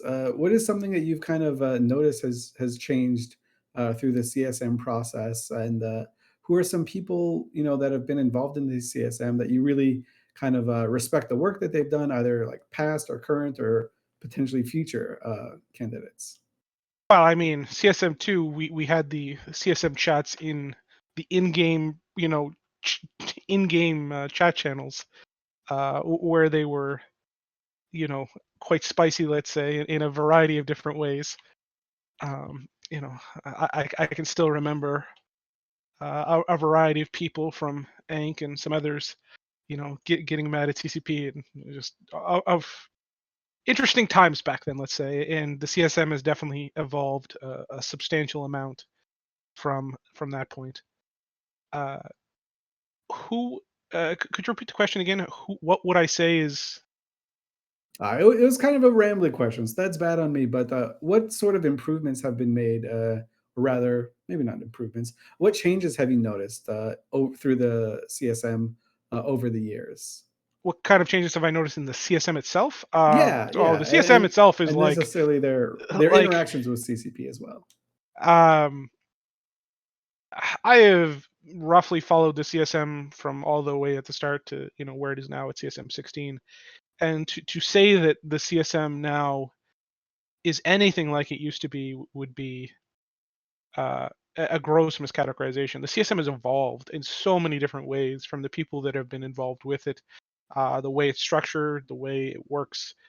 I was never involved with the summit early, but I can imagine those have changed drastically as well. The CSM in general, it's gone from trying to be, this player accountability group to a focus group to an accountability group to a focus group to, like, it's gone back and forth, and now we're at somewhere kind of like this strategy guidance group, with some expertise packed in. There's so many different evolutions the CSM has had over the years, based entirely upon who the members are and what expertise they bring, what agendas they bring. Uh, the CSM, it's a very fluid organization, and I think we've seen over the last decade that in many cases it will come to evolve to whatever CCP needs it to be and whatever the players feel they can get away with. Players are going to try to take as much power as they can because that's kind of, a natural part of human nature. And at the same time, CCP is going to try to get as much as it can out of the CSM because it's been kind of pushed that there will be a CSM. And at the same time, they're also trying to control and protect the company itself from the CSM in a kind of a unique way, where they respect what power it has within the player base, but at the same time trying to still work with it in a healthy and positive way. It's an incredibly weird and interesting dynamic at the same time. Oh yeah, well you've got the experience better than anyone else. In terms of experience, obviously, as you mentioned before, you're one of the longest standing block FCs that the game has ever seen. You're in EVE Online history books. But what would you say differentiates you from candidates running for CSM16 right now? Like, what areas of expertise do you have that can't be emulated by anyone else? At the moment, the two core main areas of expertise that I have that others don't would be at the just fleet organization level. I generally am kind of more the strategy side of fleet combat and fleet warfare, and then strangely enough would be my kind of meta view of the high sec level of the way industry works within the kind of the high sec segment of EVE Online, where I've been given kind of a view that very few other people have through my interactions with the Tranquility Trading Consortium, where other people are unable to kind of see the whole picture, and I often get a view that others don't. Obviously, within those areas, I have very specialized knowledge, but to say that that's the only knowledge I would have would be quite an understatement as well. I feel where in many cases I'm just as knowledgeable about many things like industry or more tactical and operational fleet stuff than the vast majority of candidates you're going to see as well. So I've got the peaks, but even in my valleys, it's still higher in many cases than your average candidate, I would say, which sounds very braggarty, but it is what it is, I guess. I mean, by virtue of playing at a high level EVE Online for as long a storied career as you have had, that kind of makes total sense. So I will ask you another question similar to one that I asked Phantomite. Right, we lock you in a room, we rub the genie lamp, and of course, being an avid EVE Online player, your one wish is to change something in EVE Online. What would that one thing be? Like, so like like an idea that I might like present to CCP in a short session where we try to sell something. Yeah, exactly. Yeah, perhaps yeah. like something that's already happened. So for me, obviously, this idea would, as has already been presented, would be kind of the crew concept that I've at least put some basic thought into, I guess you could say, in trying to get crewing mechanisms built into the game, which would in kind of the design I put together work as a variety of things like upkeep on ships at the same time as income for low sec, as the same time for a variety of other things. It's trying to build that whole package together. But I think adding crew to ships would definitely add in another variable for the fitting and usage of spaceships in EVE Online, as well as adding in some really fun and interesting roleplay, as well as interest, in how those things are produced and consumed and used, etc. Thank you. So I think It's a little too much of a heavy concept, unfortunately, to really spend for this sure. whole interview talking about, unfortunately. Yeah, absolutely. We got only a couple of minutes left, so we don't want to get too much into detail there. But I think we have a very good understanding of of the knowledge that you possess, or the values that you can bring into the CSM. I would be curious to hear what's the best way for the players to be actually reaching out to you. How do you interact with them? How do you do it right now, or how do you plan to have those community interactions? So I generally have taken my role as a CSM representative pretty seriously. I have invested a ton of time doing interviews on places like Talking Stations, or even this week with Asterothi. Anytime somebody in the community wants to talk to me, they can either email me or hit me up on Discord. And as long as they're willing to talk in faith and understand the limitations of the situation, I'm always willing to hear those messages. I'm always willing to take people's feedback into consideration. I'm very much a realist in that I believe sometimes that, like, just because something is a problem doesn't mean it can be fixed. It is the hard reality of the situation. But somebody telling me that there's a problem will definitely help me work towards fixing the problem if I believe that there is a problem. And I don't always agree with the players, and the players don't always agree with my opinion either. And that's why you've got a council of people and not just one person. You create this dynamic where if everybody agrees, then usually it's good on paper, but that's not a certainty by any means. Uh, I just try to be open, and I'm always willing to listen and talk to anybody. I mean, it's been well known for a long time that I'll take convos from anybody, even my enemies. Okay, Vily, that sounds great. Thank you very much for sitting down with us for this rapid interview. Guys, I hope you now learn a little bit more about Vily. Vily, I would imagine that you're gonna be sh coming up in any of the upcoming shows out there, so definitely let's keep an eye on Vily's appearance if we want to learn more about this gentleman right here. For us, we are gonna be moving into another candidate. We still got a few of them more to go, and one of them is more exciting than another. So guys, don't go anywhere. We will be right back. Vily, thank you very much once again. I hope you're gonna have a wonderful Saturday. Me as well, and thank you obviously for hosting these interviews on Saturdays when it's more convenient for players. I know you guys are taking time out of your day to do it, and I think everybody appreciates it. Pleasure is all ours. All right, don't go anywhere.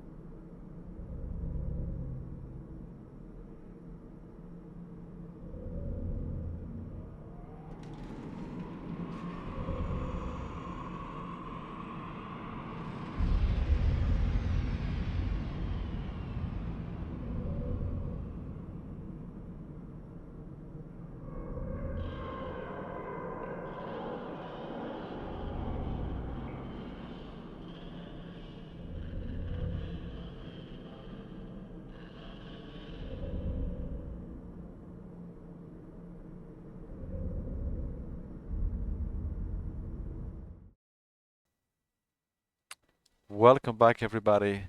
Once again, it's CCP Swift together with me, CCP Dopamine here, and we're welcoming yet another CSM16 candidate, White Orchid. White Orchid, how are you doing on this wonderful day? I'm doing great, thank you. How are you guys? Yeah, very good. Enjoying the show. Hopefully, the same goes for our viewers. I think we have very interesting candidates today. So it's just smooth sailing, going through one and another and learning a little bit more about what you guys are planning to achieve and what do you represent. So, um, my proposal is let's jump right into it. White Orchid, you got 10 minutes on the clock. Please bring us your best elevator pitch. Tell us a little bit more about yourself and let the community understand why they should be voting for you for the CSM this term. Okay? Yeah, sure. Well, thanks for having me on. I'm White Orchid. I'm running as a mostly independent candidate, pretty much. I've been playing Eve since around 2008. Kind of in that time, I jumped almost straight into Solve Null in Fountain, which in 2008 was an interesting place to be, and inevitably got evicted almost immediately back into HiSec. Spent some time there on and off running missions in I think the old Nighthawk model when it would look like the Ferox, exploring, doing incursions, that kind of thing. Joined up with Eve Uni in about 2013. Over the time since then, have come kind of gradually more involved on and off with them. I used to update their public wiki fits. I was a recruiter. I did kind of small scale FCing, and I spent time in both their low, null, and wormhole campuses. So I still also help out with those guys today. I'm on their FC team, so kind of we help train new FCs, and I also help them out designing their doctrines. But yeah, moved on to Waffles in 2016. Spent about 5 years there. During that time, we did a lot of things. We lived in various areas of LowSec. We went to Sobnel. We were part of the First World War B up in Pure Blind, up in the north. Provi, all that kind of stuff. We went to wormholes during Blackout. We've also been through in the past scenarios where we were in our own alliance doing our own thing. We were in PL. We were in Horde. So that was, a big difference in play styles. I recently left Waffles a couple months back, and I'm now in Volta. So yeah, just another kind of play style I wanted to experience really. So I think where I feel my experience comes in is that because I've done a little bit of everything in Eve, with a couple of exceptions, and also mostly lived everywhere in Eve. Again, a few exceptions like Pochvan, for example. That I think using those experiences over the last 13 years, coupling with my software development day job, where I'm exposed to the processes behind implementing new changes and features into software, weighing up the pros and cons, etc. That I think that's where my strengths would come in, really, if I were elected onto the CSM, because I think it's valuable to have people that know a lot about a very specific area of space or an area of the game. But it's also equally valuable to have people that have kind of a broader perspective and can kind of communicate in this sort of iterative development environment that you get.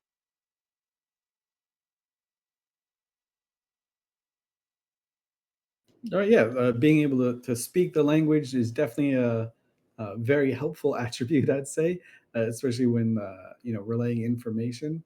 You mentioned that you're in a group, Volta, and before that you were in Waffles.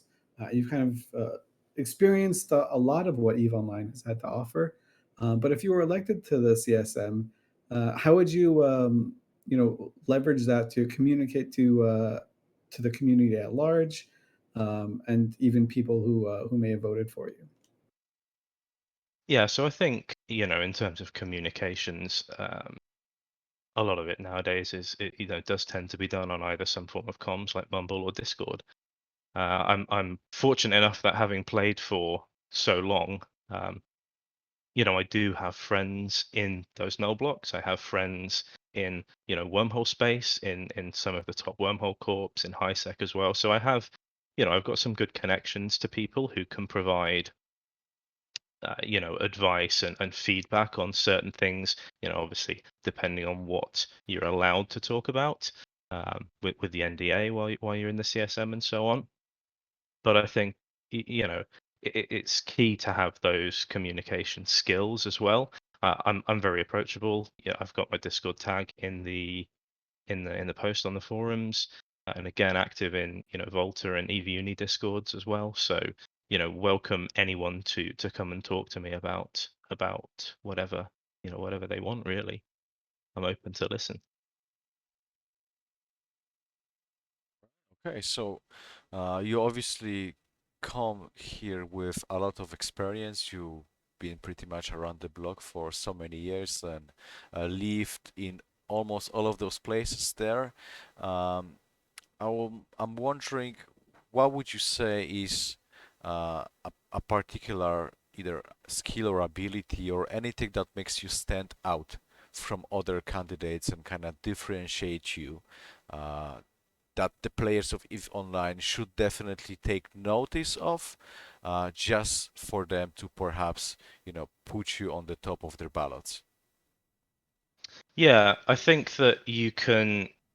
I think you can be good at a certain area of the game, but I think that from my perspective, my answer to that question really, I think is my experiences in both Eve and in real life as well, being on a software development team and kind of knowing how that process works and being able to efficiently communicate and discuss things within a team in a constructive way rather than just kind of going, oh, this is really important to me and letting, emotions run high and so on. And that's, my only focus. It's important to have a level-headed approach to these things, I think. So I think that's probably my answer to that, really. So, great answer. Thank you very much. So the CSM, as we talked about before, has it's entering its 16th not year but phase.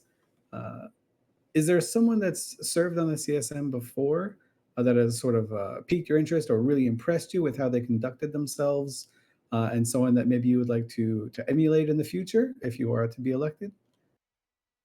Um, I think there's probably a couple of people that, at least from an outsider's perspective of not being on the CSM, that looking into that,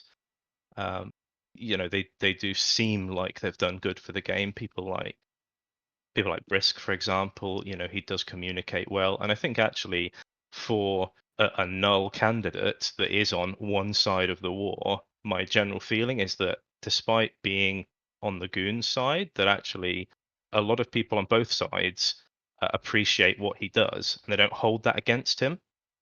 So I think that's quite good.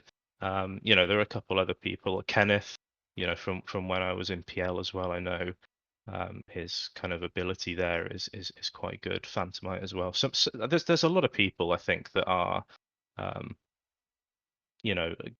from the outside at least, good candidates for CSM. Or you picked some great ones to emulate. At least some very effective communicators and some very very knowledgeable players as well, who are currently on the CSM.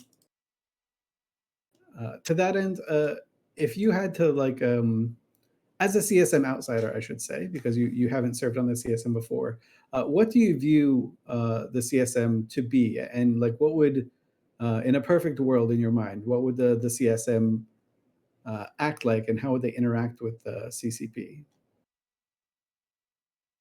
I think so. I think there's still out there. There's still a lot of what I've encountered is a lot of apathy towards CSM. A lot of people that think that, what's the point in CSM? Why do they exist?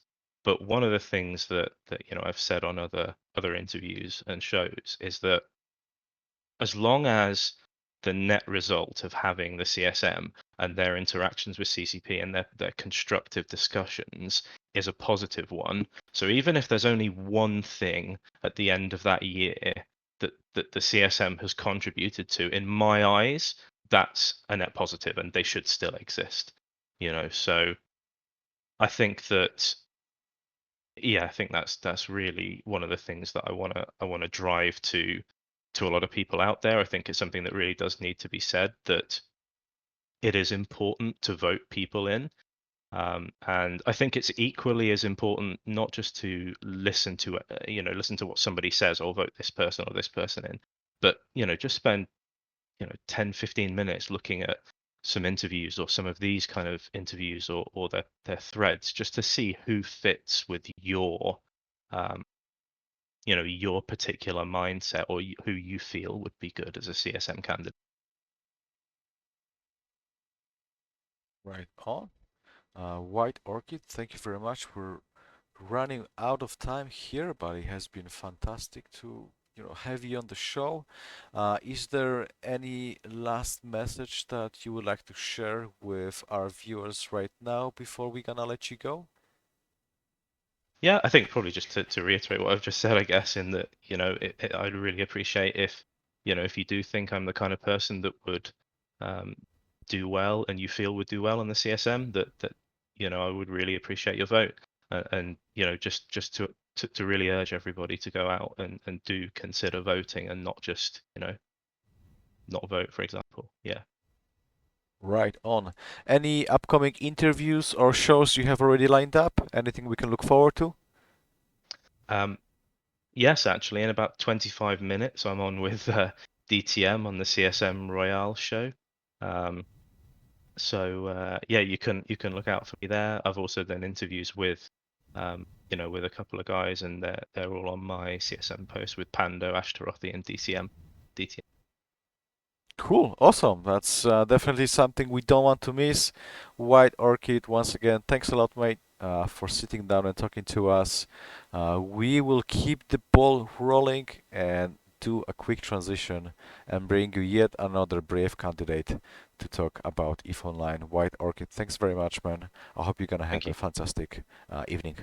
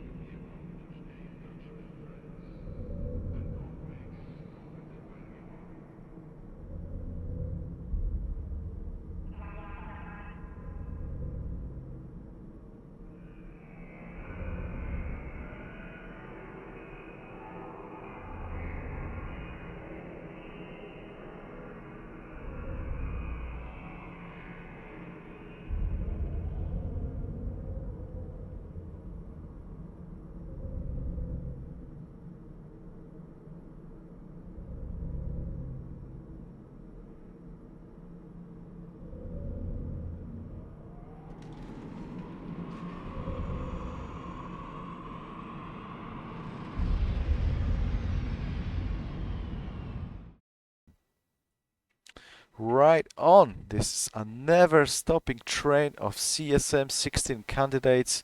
I hope you guys are having a good time, at least as much fun as we're having.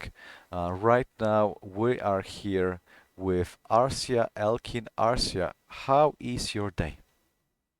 All right, thank you. Thank you very much for sitting down with us and coming on the show. Yeah, no worries. Thanks Cool. for having me. Yeah, it's our pleasure. So, it's a standard drill. We got 10 minutes for you. I would love if you can say a little bit more about yourself, who you are, what are the bases of your campaign, where are your expertise within EVE Online, and then we're gonna have some additional questions for you. Plenty of time, so whenever you're ready, you can start. All right, my name is Arsia Elkin. I've been playing EVE Online for around 11 years. If I had to come up with a label of what I am in the game, it would be a role-playing PvPer. I primarily look for ways in which I can use the context and various stories of the EVE universe, both player-made and CCP-made, to generate content. I'm a streamer, a regular co-host on the Talking in Station Sunday show, and I run the Roleplay's primary Discord server, a Discord server dedicated to the EVE Online RPM lore. Around 7 years of my experience in game has been in low-sec faction warfare and militia. I am a fleet commander and have experience mainly in small to medium-sized fleets, with the occasional larger one here and there. I've never been in a null block, so I'm not the thousands and thousands of people so much. I have a lot of experience in small gang roaming, which people generally see on my stream. I have a little bit of tournament experience, and I'm known for having been one of the FCs on the Edencom side in the invasions. In my early years, I was a very casual player, and now I would say I'm a very not casual player. I'm currently in the Alliance Electus Matari, a Minmatar Republic role-play alliance. We work on a system of campaigns. We might be militia for a few months and then go after pirates for a few months and then do something different after that. Right now, we're deployed to Pochfan, fighting Triglavian supporters alongside some other RP groups as well as some non-RP groups who have come to the conflict.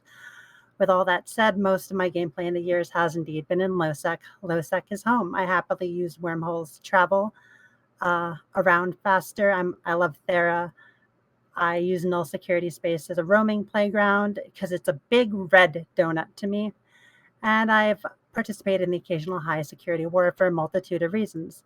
I talk to people all over the game and I like to hear about what they're doing, and I tell them about what I'm doing because I think everybody who plays EVE is pretty good at what they're doing, and I like hearing about things that maybe I don't do so much. I think that I would be a good CSM candidate for a number of reasons. For one, I am primarily experienced with an unrepresented area of space in low security space. It needs more representation on the CSM than it currently has. I'm also from another unrepresented community, the roleplay community. I think it's much bigger than people tend to realize. For example, I think that underestimating the roleplay community ended up with the disaster, which was the end of the invasion event, which was otherwise fantastic. I understand that the CSM is not for me to be a developer, and it's not for me to become more space famous. I have spent over a decade in this game, and I would kind of like to give back to the game that has given me so much. Being in a uniquely flexible situation since the pandemic, I have the time, and representing a few unrepresented areas, I think I would be a candidate that could give back to the game and put a voice in the room that from areas that haven't necessarily always had a voice. All right, that sounds great. I will say, I think you are underrepresenting yourself a little bit in terms of your competitive EVE experience. For those that are unaware, RCA did kick my butt in the MR Championship and took a silver magnate out from under me. through better piloting, better decision making, whatever. We're not going to talk about that now. What I want to know about is more relating to the CSM. You mentioned that you run a roleplay Discord named Roleplay is Primary. A very fun Discord to be in. I'm glad they let the likes of me in there even. But if you were elected to the CSM, how would you communicate to the people who not only elected you, but to the rest of the EVE Online community? How would you kind of get their feedback and relay information to them? I'm in a number of Discords, including my own. I have the stream where I'm regularly accessible to players who want to drop in and talk to me, and I talk to the people who are watching my stream.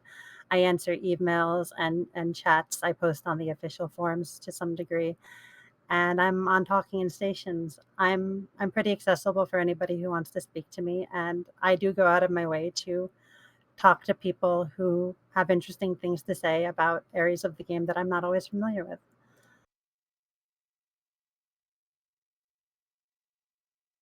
All right, that sounds good. So let's just say, like, again, a very passionate EVE Online player. You find a genie's lamp. This is a weird genie. He only gives you one wish, and it has to be EVE Online related. But you can do anything. What is that one thing that you would like to see changed in EVE Online? So there's a lot of things I would like to see changed, whether it be the inverse incentive that the faction warfare tier system has, or new player experience, not necessarily preparing them for the game. But if I had just one wish, I would go for something that affects absolutely everybody and fix the corp interface. It is incredibly hard to find a corp in this game using the in-game tools. A lot of new players won't know where to look out of game, and finding a corp is one of the best ways. Finding not just any corp, but a good corp suited for a player's wants and needs is one of the best ways to retain and train a new player and keep them in this game. And I think that the corp interface has been a problem for longer than I've been playing the game. And I would tell the genie to pray to the passcode and get that fixed. All right. Well, a very noble use of a magic genie wish is to kind of keep more people into EVE Online. I think that's something we can all get behind. But you've kind of followed closely along to the CSM, even though you've never been on the CSM before, and this is I believe your first time running. But what do you think the most effective CSM looks like to you? I think the most effective CSM would represent all areas of space. It would have people from bigger groups, people from smaller groups, and people who care not just about their own alliance, but about the entire health of the game overall. I think that generally we all need each other more than we think we do. The EVE economy is finally balanced on all of these areas of space coming together. Maybe not physically coming together, but our goods, our services, our interactions are vital to keep the game still being the game we like. And in terms of any past, current, or future CSM members, is there anybody out there that you kind of respect for the work that you do, or kind of look up to in terms of who they are or the way they interact with the community or were able to achieve? I mean, there's been a lot of good people over the years on the CSM. I think Suitonia has done good work on the CSM, for example, who's also running this year. I think this year's CSM slate, like the candidates, are all really, really good. But for like an example of a CSM I thought was good is Suitonia. Yeah, we're Yeah, certainly. he is. Go on, Swift. I was going to say that is an absolutely stellar recommendation, or someone to try and emulate and look forward to. He did fantastic jobs while he was on the CSM. Yeah, we're certainly fortunate enough to see a very strong candidates running for the CSM. So I'm really looking forward to see how the voting is gonna go. But we're still not right there. We're here with you, Arsia. Arsia, is there any last message or anything that you would like to convey? Any call to action to the viewers that are watching us right now? I think the most undervalued, well, not undervalued, but most unrecognized area of the game is the world and the lore in which the game exists. I think it is a primary driver of gigantic content. It is a good way of getting motivations that you might not get if you're just trying to min-max. And I would implore everybody to get involved in the lore, and I would implore CCP to make it more accessible, whether it be through in-game compendiums or just more visibility of the world news. Awesome. So outside of your stream and the segments on Tolkien stations, is there anywhere else we can send the players if they would like to talk to you or learn more about you? People can always email me in game or go to the usually quiet channel CNIOP, which was linked to my stream in the past, and I still hang around in there in game. On the official forums, if you ping me, I'll see it. I check the official forums every day, even though if I'm in the RP section, you can ping me anywhere and I'll see it on the forums. Right on. Okay, Arsha, fantastic. Thank you very much for coming on the show today. It was wonderful having you here. Everybody watching us, guys, don't go anywhere. We still have tons of candidates to come over to talk to you. So don't go anywhere. It's gonna be a quick transition and we're gonna be right back with another stellar candidate.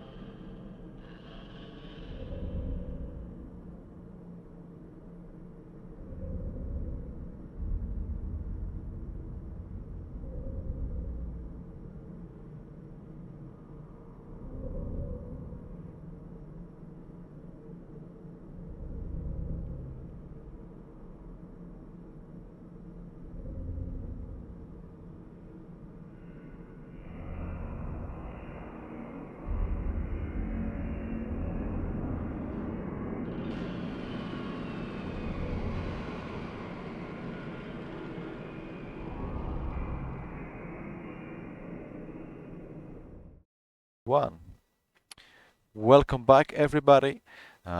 We have a slight change of plans. Unfortunately, our next candidate couldn't make it to the allocated slot. We hope he's doing all right. But we are bringing you another CSM16 candidate, lucrative business opportunity. Lucrative, how are you doing today? You've been hanging around on Discord waiting for a free slot. Now is your time. How are you doing? I'm doing very well, and thank you for sliding me into the opportunity to give an interview. I came in right at the end, so I'm glad to be here. Yeah, the pleasure is all ours. So, unless you've missed it, you should know the drill. We got 10 minutes just for a friendly, casual conversation, but it would be great if you can open up and just talk to us a little bit on who you are, why are you running for the CSM, where is your expertise, and all this fancy jazz, okay? Certainly, certainly.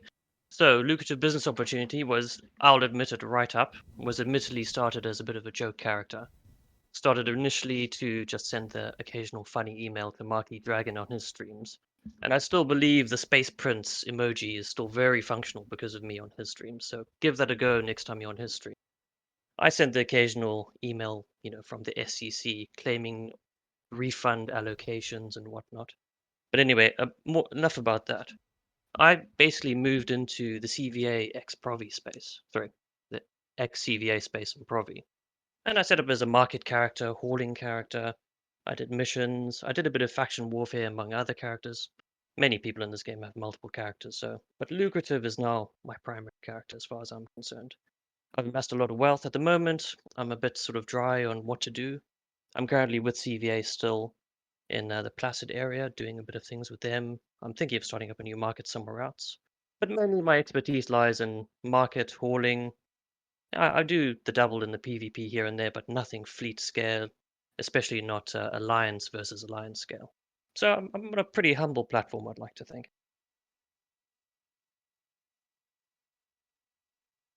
Yeah, absolutely. So this is an area of expertise that not a lot of people have. Dealing with the market, just working the ins and outs of what is generally considered to be one of the most complex areas of Eve Online.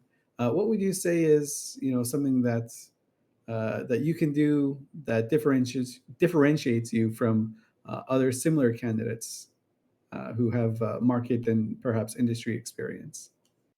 I'll definitely say I don't have much industry experience. I have made the occasional blueprint and module here and there, but on the market side, I'd say I've got a ton of experience.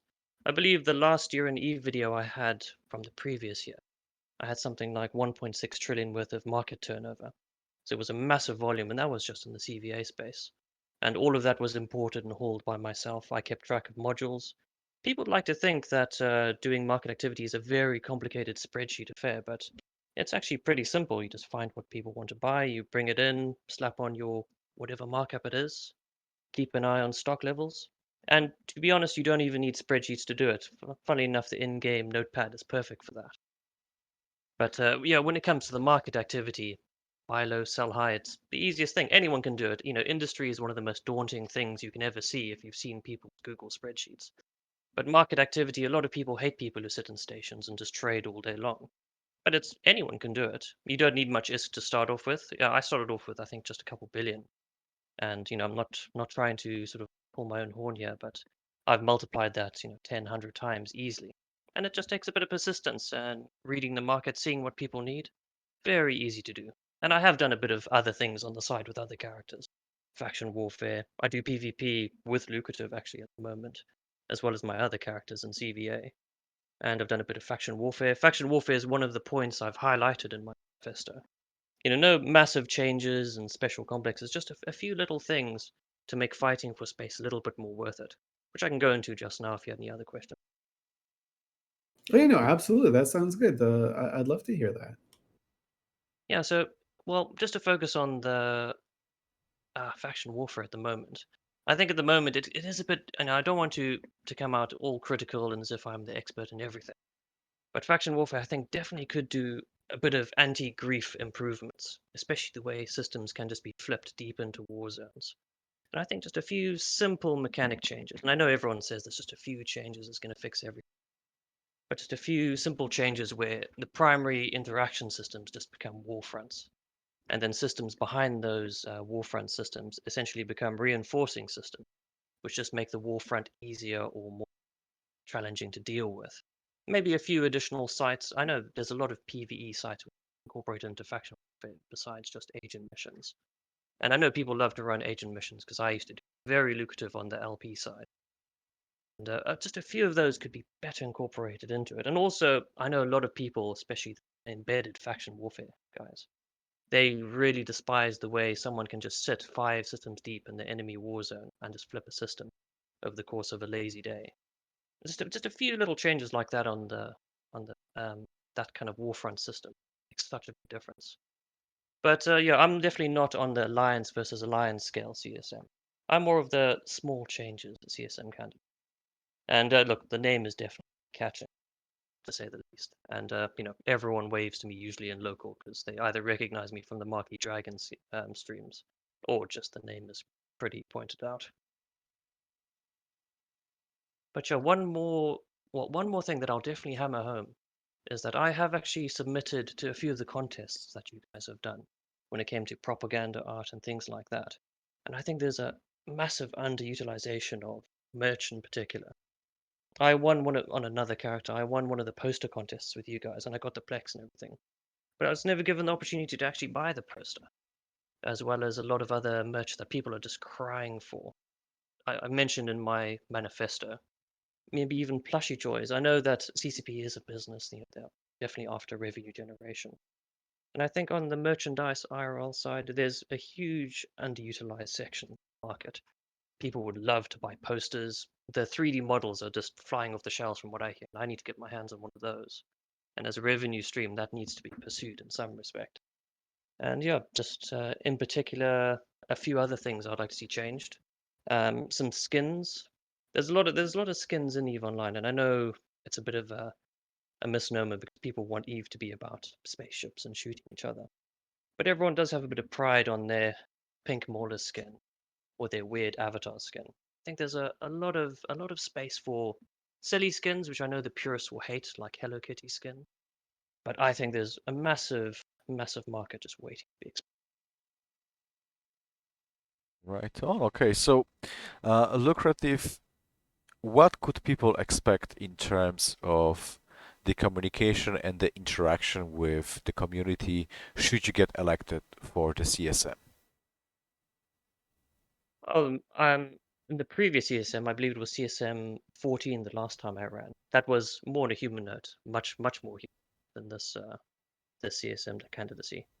But I received a few messages when I applied for that, and I responded to every single one of them. There was a few concerns by incursion runners about the reduction in the number of sites and things like that. And if anyone messages me, if it's a look, I say to everyone that none of us want this game to go down. We want to keep it going. We want to keep it vibrant. We want to introduce new players. We want to keep them engaged because I know we've all seen that meme where it shows the cliff of all the new players falling off the side. And we want to make it much easier for people to get in. We want to keep the game going, keep it vibrant. We don't want these massive power blocks just simply changing systems every year for the sake of it. We want to introduce content, and I know a lot of people don't want to see this game. Everyone might joke about, oh, you've created the blue donut, you've won EVE, time to log off. But none of us want that to happen. Many of us have been here years. I initially played this game because a South African friend of mine said, oh, try this. And I even joked at the time, oh, why would I want to play the internet spreadsheet simulator? And I got into it. It took a bit of coercion on their part. But here I am. I've got 5 characters. I've been playing since 2013. I don't want to see this game go. I have amassed a huge amount of wealth, and it's not about the wealth. I've met some people in this game that I've gone to see when they've, been offline 2-3 weeks to make sure they're all right. We've made friends, we made enemies, but my God, it's the friendships that really count in this game. And that is something I want to see passed along, passed to new people, kept going. Yeah, I think that definitely resonates, at least with a huge portion of the EVE community. CCP Dopamine and myself, for sure, really enjoy the friendship, the one ship that you cannot buy and trade on the market. as I'm sure you are aware.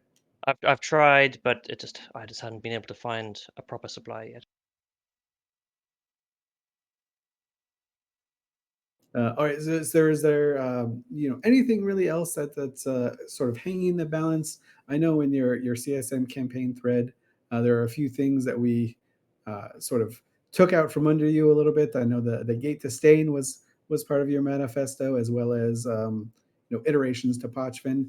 But any closing words there? Anything that you hope we address next? Certainly, look, I will definitely hammer home the merchandising. All EVE Online players will die to have like a succubus spiky plush toy and things like that. But in particular, I know a lot of people have been disappointed with PovChain. And I think just one particular change to PovChain in its current iteration would make so much of a difference.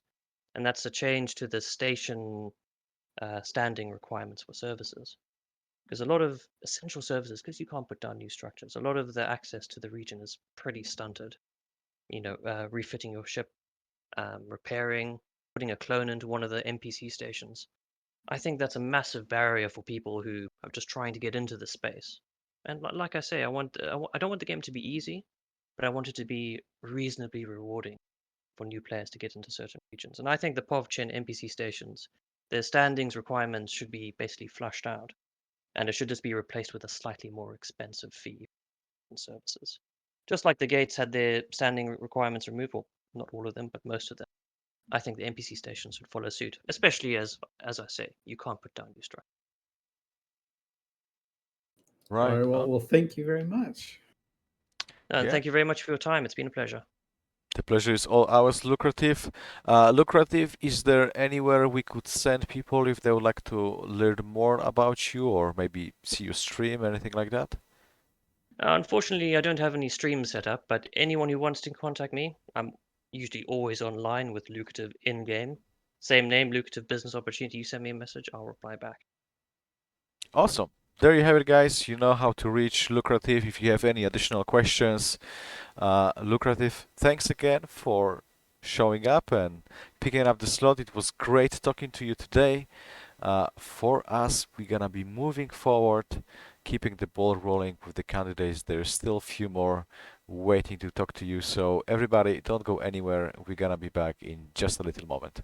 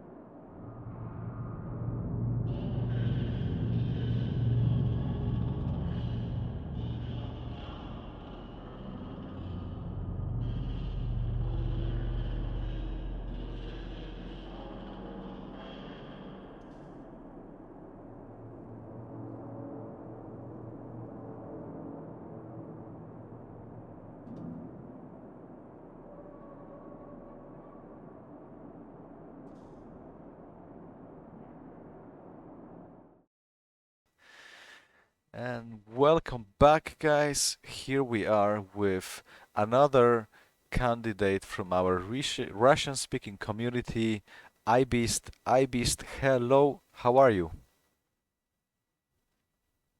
Hello, I'm good, but so nervous. Don't worry about it. It's gonna be a very nice and casual conversation. We also have our right now professional translator, CCP Alpha, here in the background. Don't put me on a pedestal, mate. No, I'm not professional, but I'll try my best. Hi, Yeah. guys. Hello, you're doing God's work there. So, everybody watching us, Ibis is gonna be speaking in Russian. So, after that, CCP Alpha just gonna be giving us the translation for it. Give him a huge round of applause. It takes a lot of courage to go up here and talk to us. But without further ado, Ibis, you have 10 minutes, and I would love to hear a little bit more about who you are, what is your EVE Online story, and where is your expertise in EVE Online. Okay? Окей. Да. Ты все понял? Да, я все понял, могу начинать. Хорошо. Вперед. Огромный привет, уважаемые CCP, уважаемые игроки в EVE Online. Я думаю, вы знаете меня как соло-ПВПшника. Hi, guys. Вали. It's nice to see you all. I think you all know me as a great PvPer. Я основательно начал играть в EVE Online в 2011 году. Игра меня очень зацепила тем, что в нее можно играть по-умному.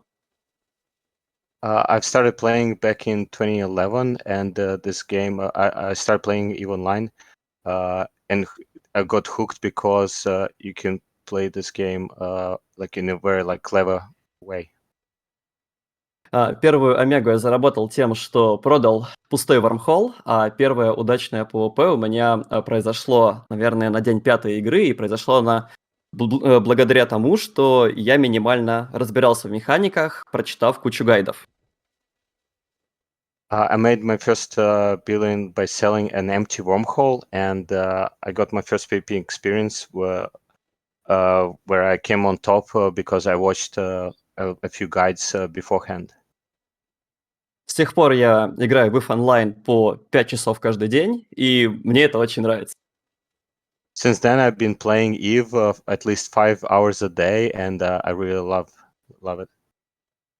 Если как-то описать мой геймплей, то я играю от патча к патчу. То есть CCP накатывают какие-то изменения, и следующий месяц или 2 или 3 я стараюсь все эти изменения максимально плотно протестировать.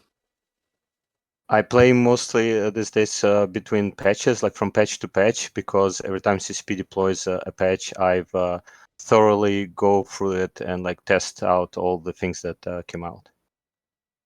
Я помню те классные времена, когда впервые поменяли Т1 фрегаты, Т1 крейсера. Помню уникальную эру, когда Иштары были имбой, и в EVE Online происходили прочие веселые моменты. I remember when there were first balance passes for Tech 1 frigates, Tech 1 cruisers, and when the Ishtar was rebalanced, when Ishtar was OP ship and other crazy things like that. Благодаря такому геймплею я полетал, наверное, на всех кораблях, почти, как соло, так и в составе маленького флота. На многих кораблях я также занимался ПВЕ и превосходно понимаю, как работают почти все корабли в этой игре. Because of my playstyle that I described earlier, I've tried basically most things in EVE Online, and I know the game mechanics around them. I have done also PvE quite thoroughly.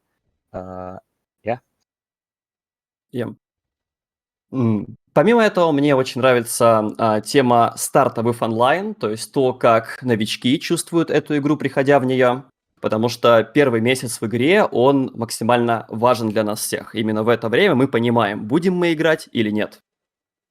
Aside from that, I'm very focused on how starting EVE from scratch, because as you all know, the first month, when people are starting the game, this is when we figure out if we will continue playing or not. And it's very important.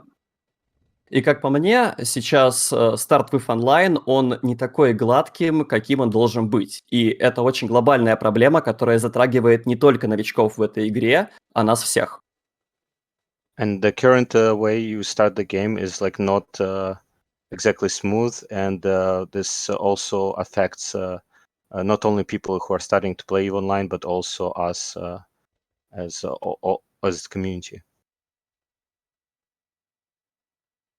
На данный момент... Сейчас, секунду. One second. Yeah, take your time, no problem. Игра очень сильно шагнула вперед с точки зрения PvE, но все еще мы имеем огромные проблемы с PvP и, в частности, с соло и со смолл-скейлом. В особенности это чувствуется на фоне последних 2 лет. We have made great strides in PvE, but like the PvP side of the game has been struggling and falling behind, and you especially can feel it, in the past 2 years.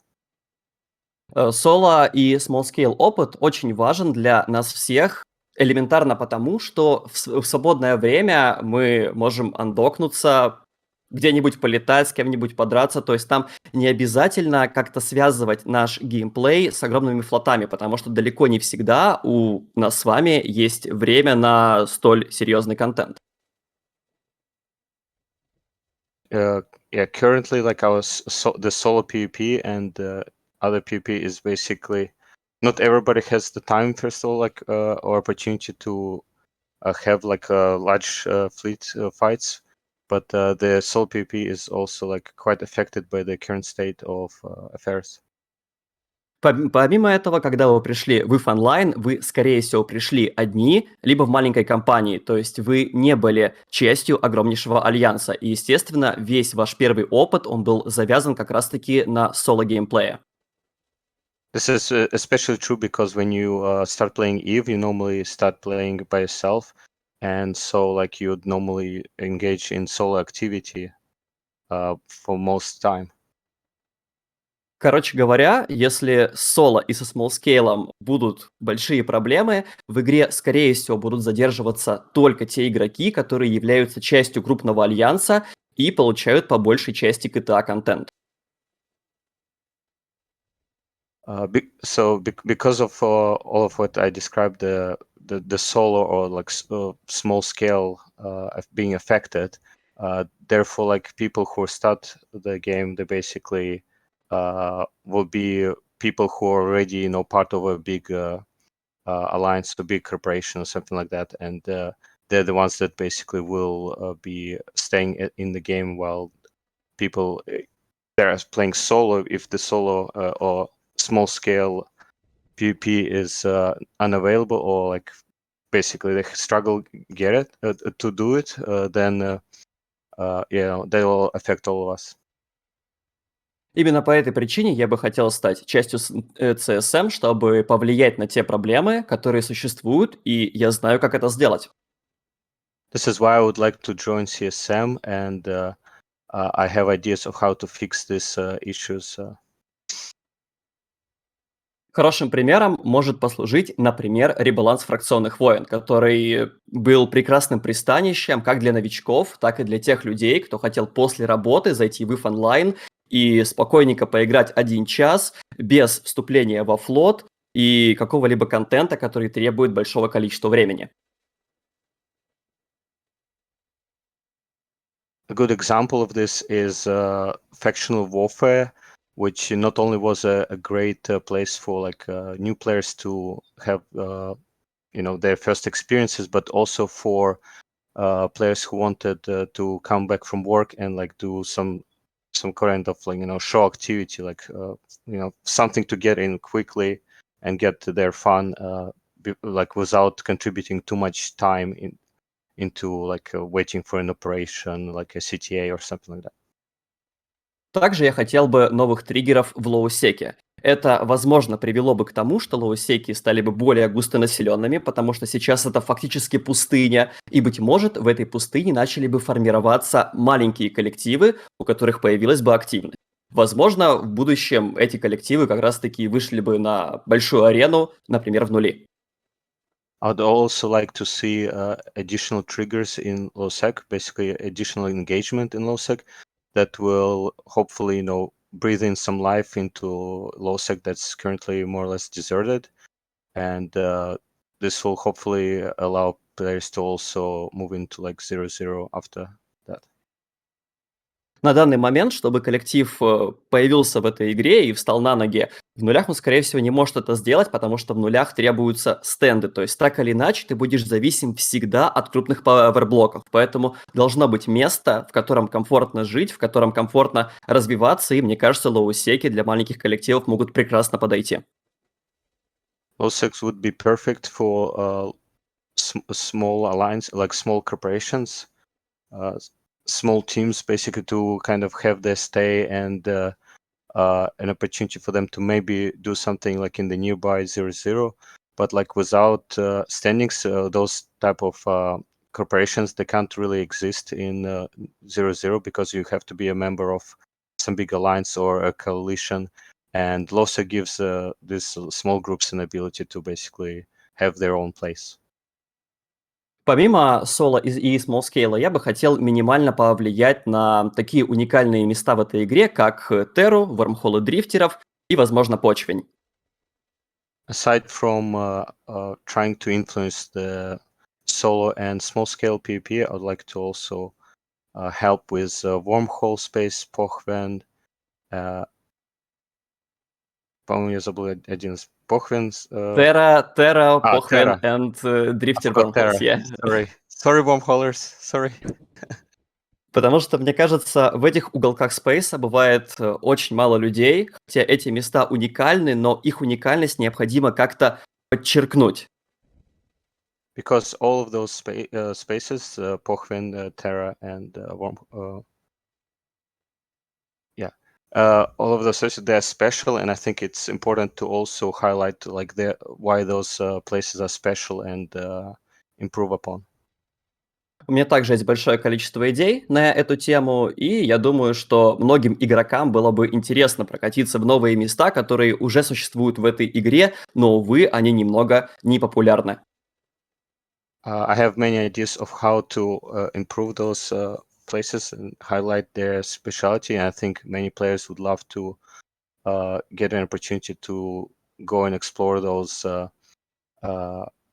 because they're like currently lack in popularity. Помимо этого, у меня есть еще очень-очень много идей, которые, возможно, позволили бы нам вместе сделать эту игру лучше, но время, увы, немного ограничено, поэтому, думаю, на этом я поставлю точку. Also have many other ideas, but we're sadly short out of time, and I have to end here for now. Right on. Передаю голос CCP.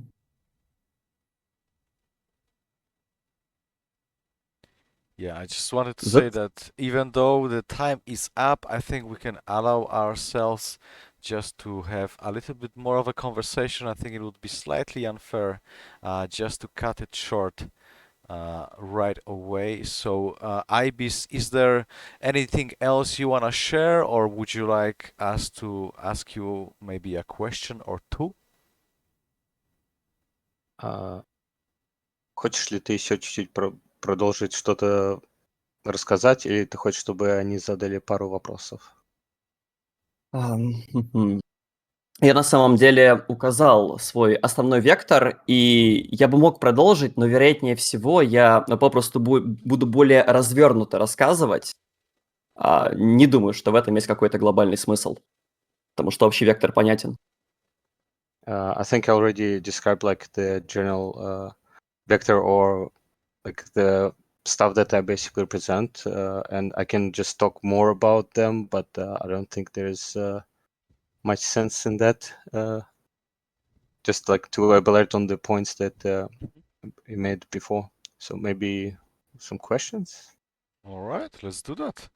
I mean, CCP Swift always have something up his sleeve, so we'll let him handle that one. This is my favorite part of the CSM process because I always learn something new about a candidate. iBeast I always knew as like the superstar Eve player, but it's so interesting to learn that he has like thoughts beyond that, especially ones that contain or pertain to the new player experience. So that is very nifty. One question I do have is, if you're elected, what are your plans to communicate to the community? I mean, you obviously have a very popular Twitch and YouTube channel, but what other ways can people communicate with you? Понятно? Переводи. На всякий случай, чтобы точно было понятно. Как ты планируешь общаться с сообществом, когда станешь членом CSM, и то есть как они могут с тобой общаться помимо вот Твича и Ютуба, популярных твоих каналов? Помимо этого, для связи со мной есть довольно-таки большой мой Discord-канал, где меня можно без проблем найти. Также есть сообщество ВКонтакте большое, но это скорее для русскоговорящего комьюнити. Также у меня есть Telegram, ну и также меня легко можно найти в игре, например. I plan to communicate basically with people through my Discord. That's pretty big, has quite a lot of players on it. I plan to also be in touch with Russian mostly players through VK, and I also have a Telegram channel. And you can always reach me in game as well.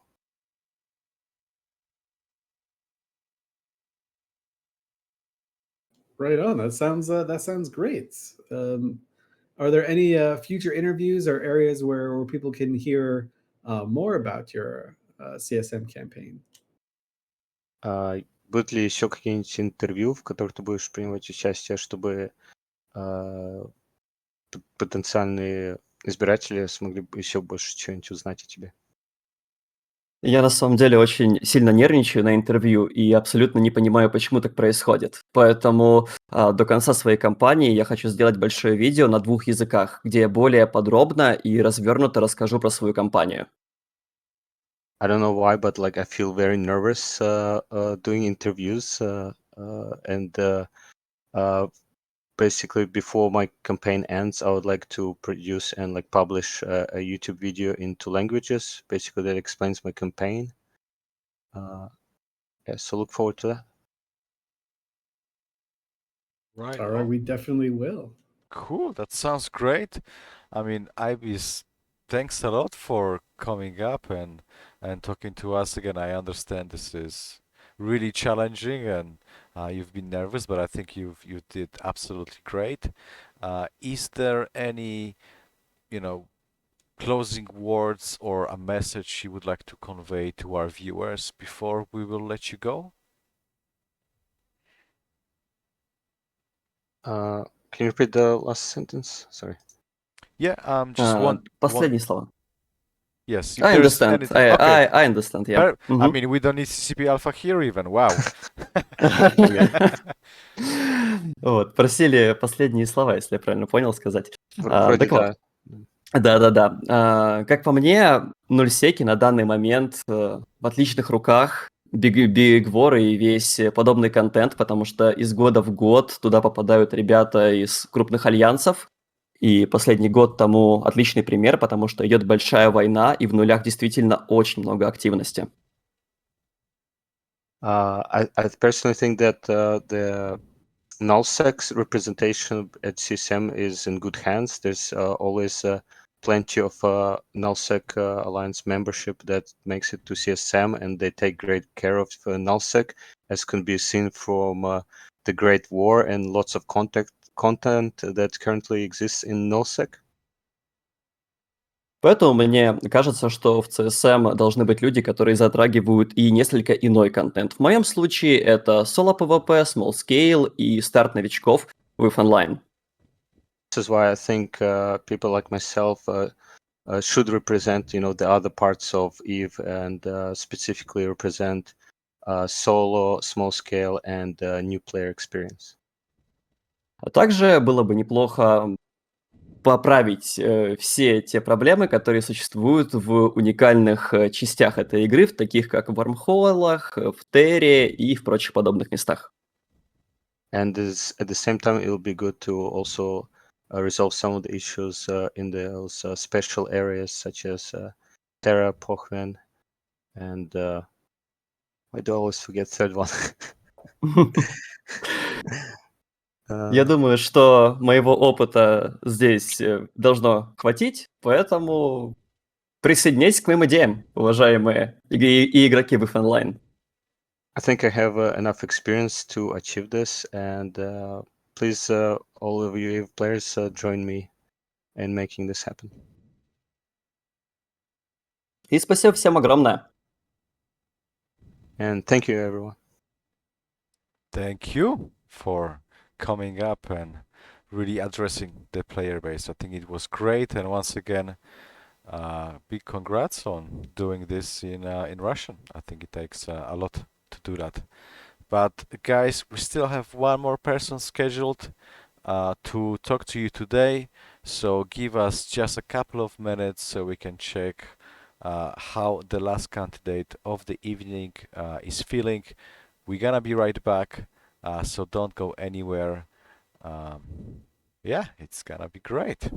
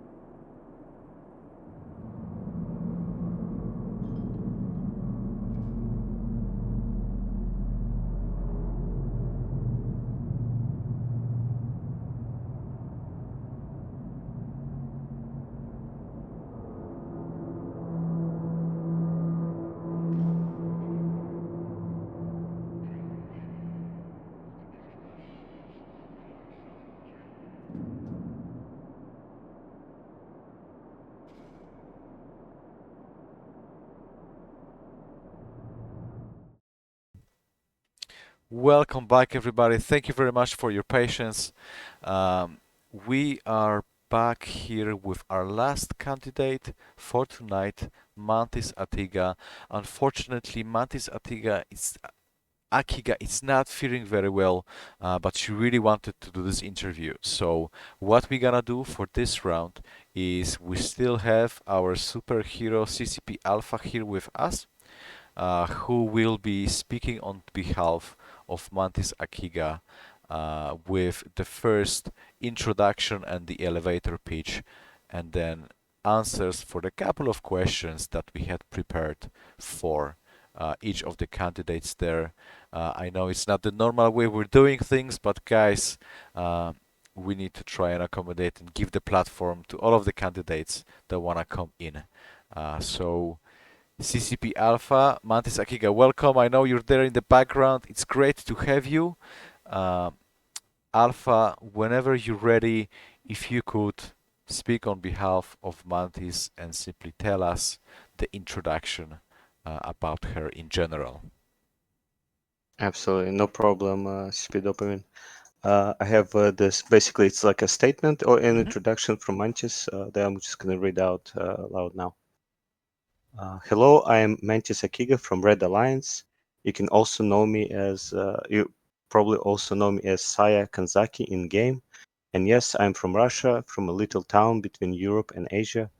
I started playing in 2019 as, I started in 2019 as a watercolor illustrator. I'm very happy to work in traditional media and making EVE-related content too. What is my history in the game? I started playing in the summer of 2016 as a 2-week trial character. Now it's my industrial alt. And for now, I have a lot of alts with different, that basically attribute to different game aspects. And also every member in my alliance is my alt. In your alliance, maybe too. Please check. Mantis Akiga was chosen because Mantis is my very, very old nickname and people can know it better than others. Mostly I'm interested in PvE content, scanning, mining, etc. For now. I'm discovering also industry because it's very close to art. But I don't forget about PvP. Not only shooting other ships, I'm very interested in social interaction as well. This game is very social. For now, I'm CEO of my little corporation where we can create some content together.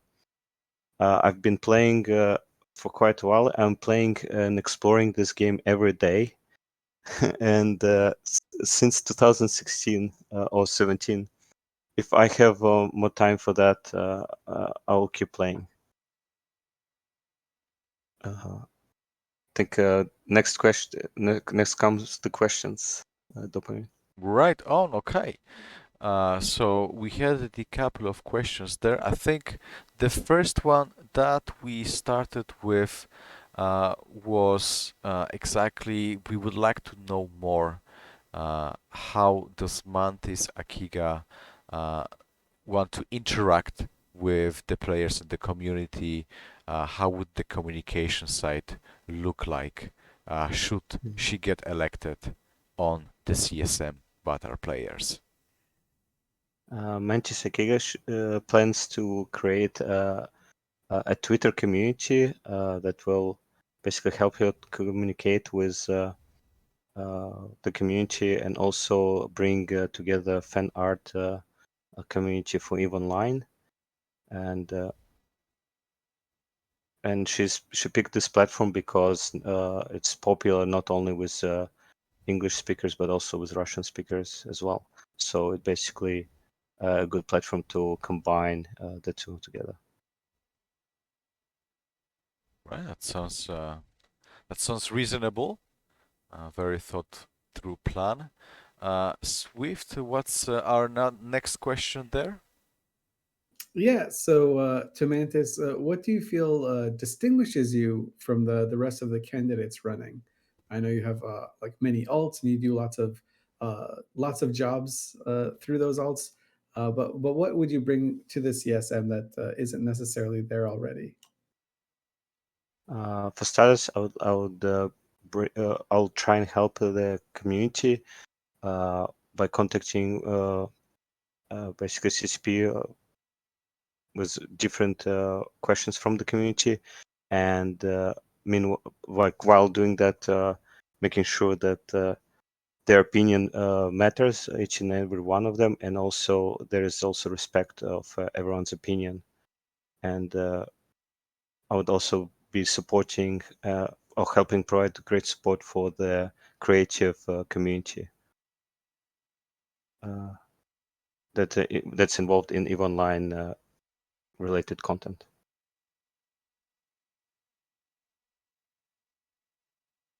Okay. And I guess building off of that a little bit, why, simply put, why should voters vote for you? What is something that you think you can do better than anyone else?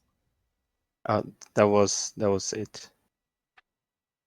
Swift. Oh, that I was screwed it that was up. the answer for that question. I ruined it. I ruined it all. All right. We need to start over again. Okay. Okay, right on. So, is there anything else that Mantis Akiga would like to share with our viewers right now and everybody else who will be watching those videos on YouTube when we upload them in the next couple of days? Манчес, есть ли еще что-либо хочешь передать сообществу, особенно те, кто будут смотреть запись данного интервью?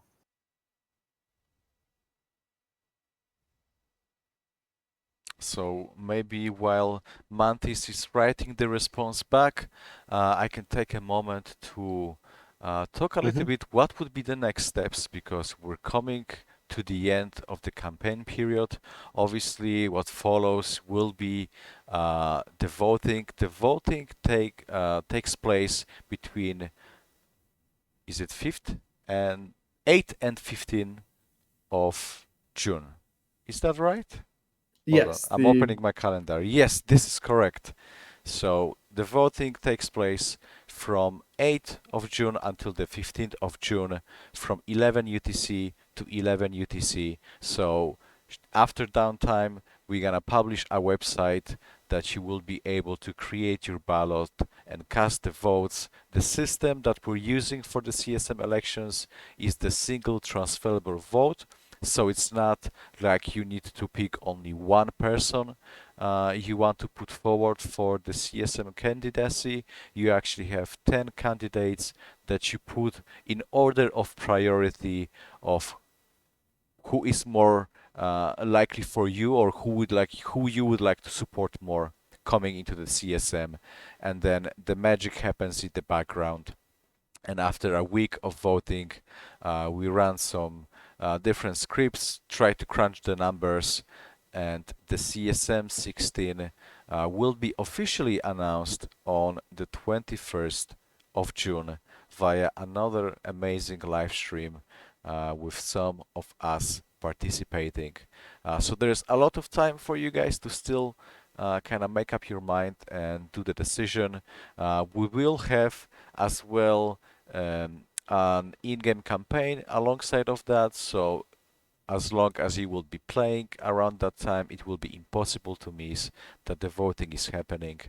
I encourage you the same way as some of the other candidates did to go and cast your votes with the single transferable vote. Every vote matters because once a person gets elected, any extra votes will be put forward into other candidates that were lower on your ballot. So it really makes a difference.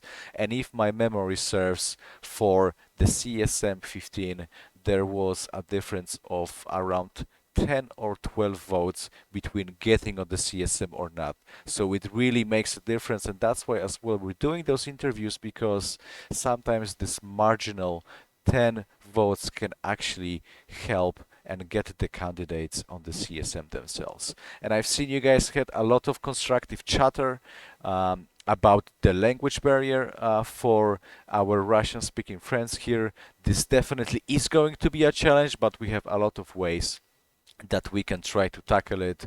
One of them being CCP Alpha, another one, even though the candidates might not be fluent in speaking English, a lot of them do understand it and can as well support themselves with translation services that will make it easier to participate actively in the written exchange that happens on the daily basis between the development teams and if online teams and the CSM. For the weekly meetings and any other meetings, we can always help them out.